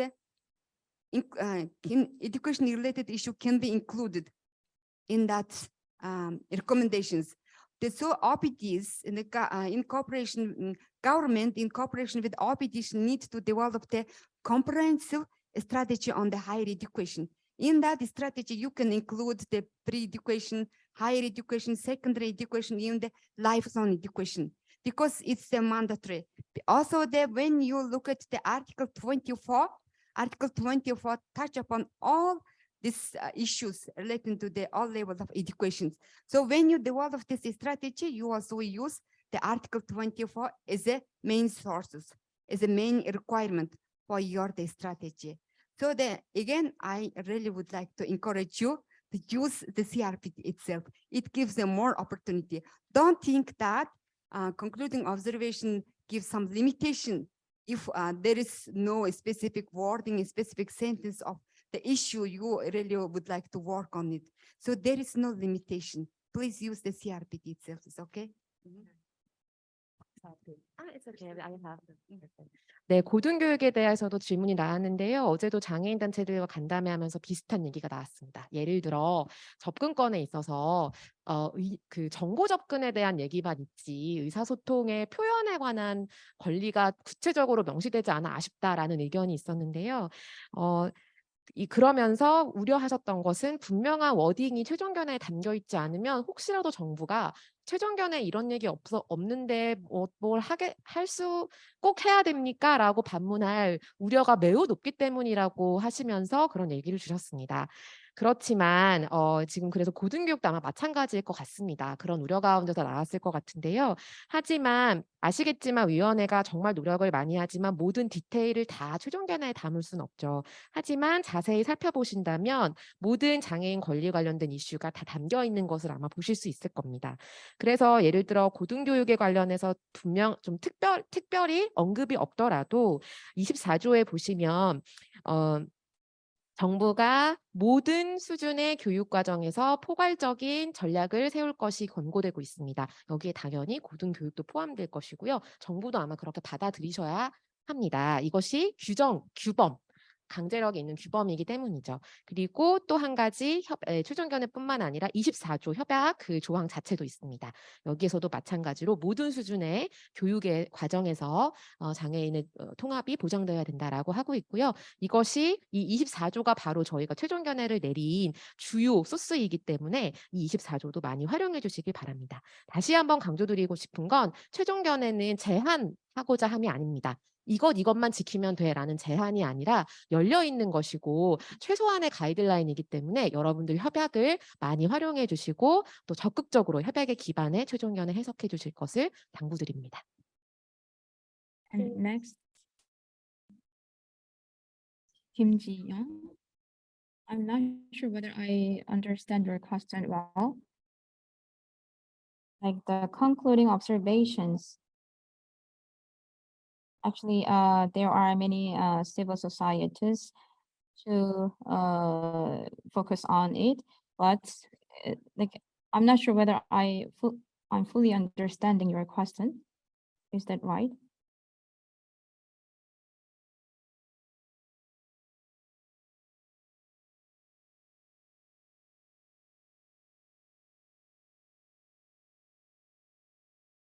And after listening to questions, then I will check again. So please have been prepared.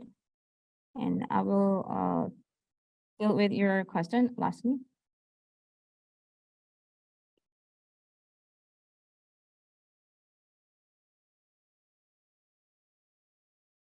So the Dong-ho asked about the why did you emphasize on the There's a two urgent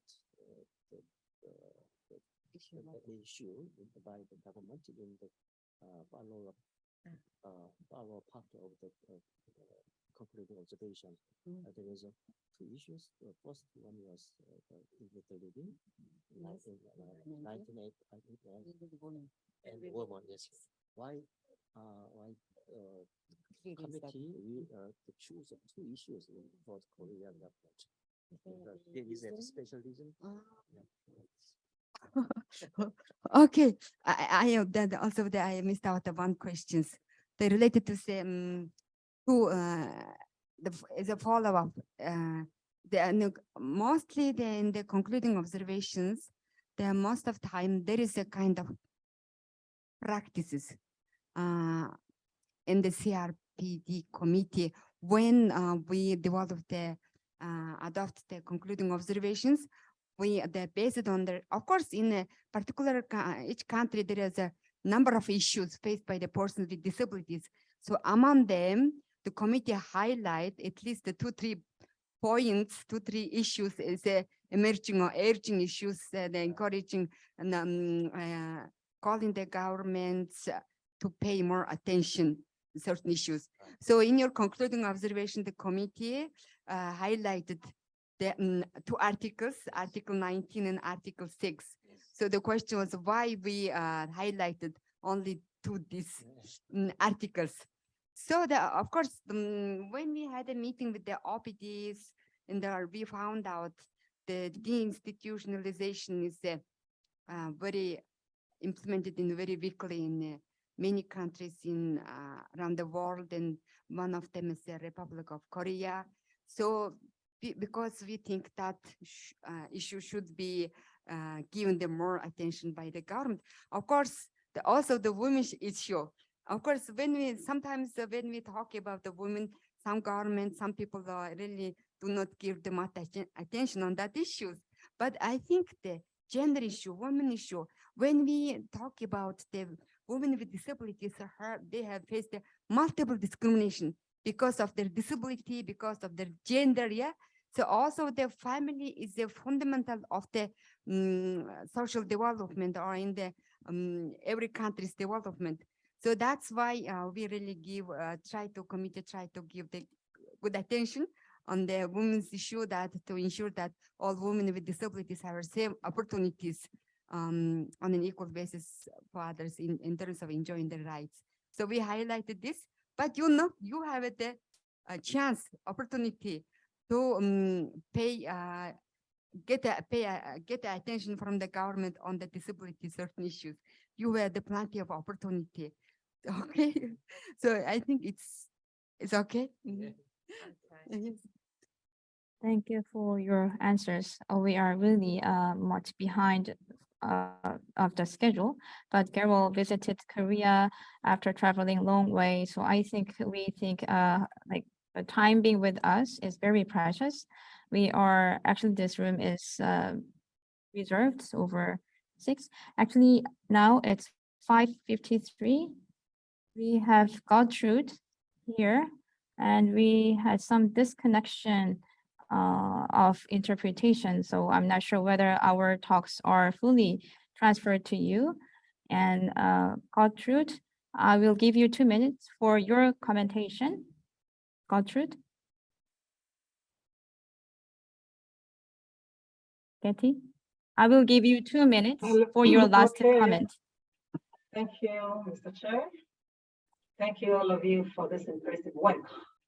Thank you, Mr. Chair. Thank you, all of you, for this impressive work. I think I will just add 2 comments. One comment was on the point on minority and marginalized groups. It might not be in the CRPD document, but we know that we exclude others. So we are working on that. The context might be different in different languages, but let us embrace everybody. Finally, in our implementation exercises, we've talked about quite a bit. I would encourage us also to look at the other treaty bodies as another opportunity of avenue. So for instance, we have worked with you in such an impressive way regarding the CRPD, but the opportunity CRC, Convention on the Rights of the Child.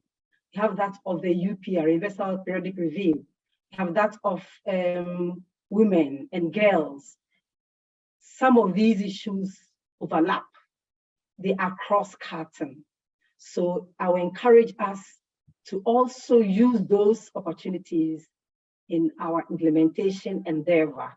Just as we prepared many authoritative reports for CRPD, let us try and prepare some, if not as many, for the other treaty bodies. And lastly, the concluding observations has limitations because you can only bring 2 issues. We listened to you and we agreed with you, but it doesn't stop us from implementing any other element of the articles. Let us use the articles and let us use all the 8 general comments. We are with you whenever you want us. We'll be behind you and with you and working with you. Thank you very much.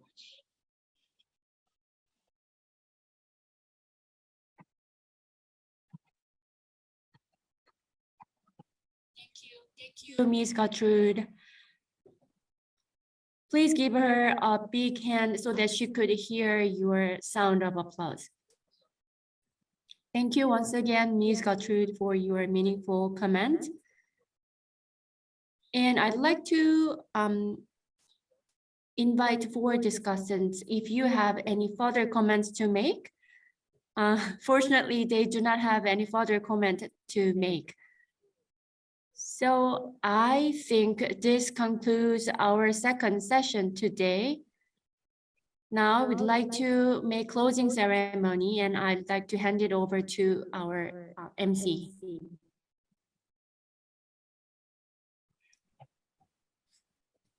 Thank you once again for being here with us, the moderator as well as the discussants. Due to technical issues, we were not able to provide Korean interpretation. I apologize on behalf of the organizers, but you could listen and take a look at the contents in YouTube channel. And for survey on the event, you could find the QR code on the 3rd page of your brochure. Please make sure you scan the QR code and participate in that survey. So today's last presenter would be Ms. Park Kim-young-hee from Korea Disability Forum. Please welcome her with a big round of applause.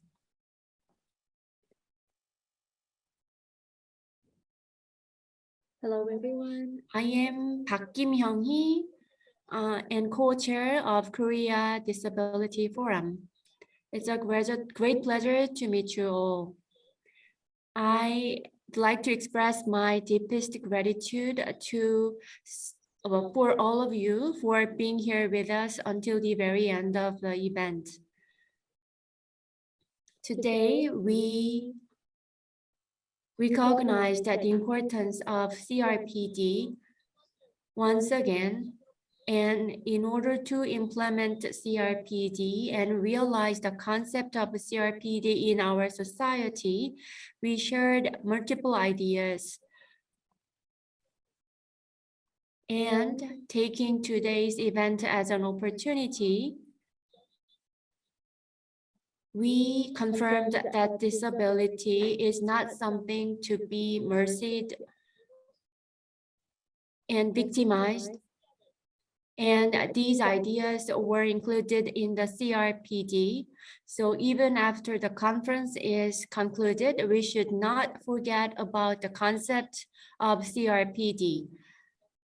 Persons with disabilities in Korea made this achievement available, and they made their contribution in the process of report development to the CRPD Committee.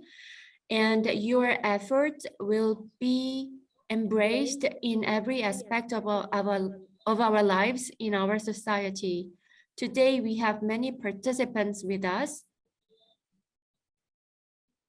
In particular, I'd like to express my appreciation once again to Ms. Carol Budorozi for traveling all the way to Korea. And also I'd like to thank Ms. Kim Mi-kyung and Mr. Kim Dong-ho for moderating 2 sessions, as well as presenters and discussants from home and abroad.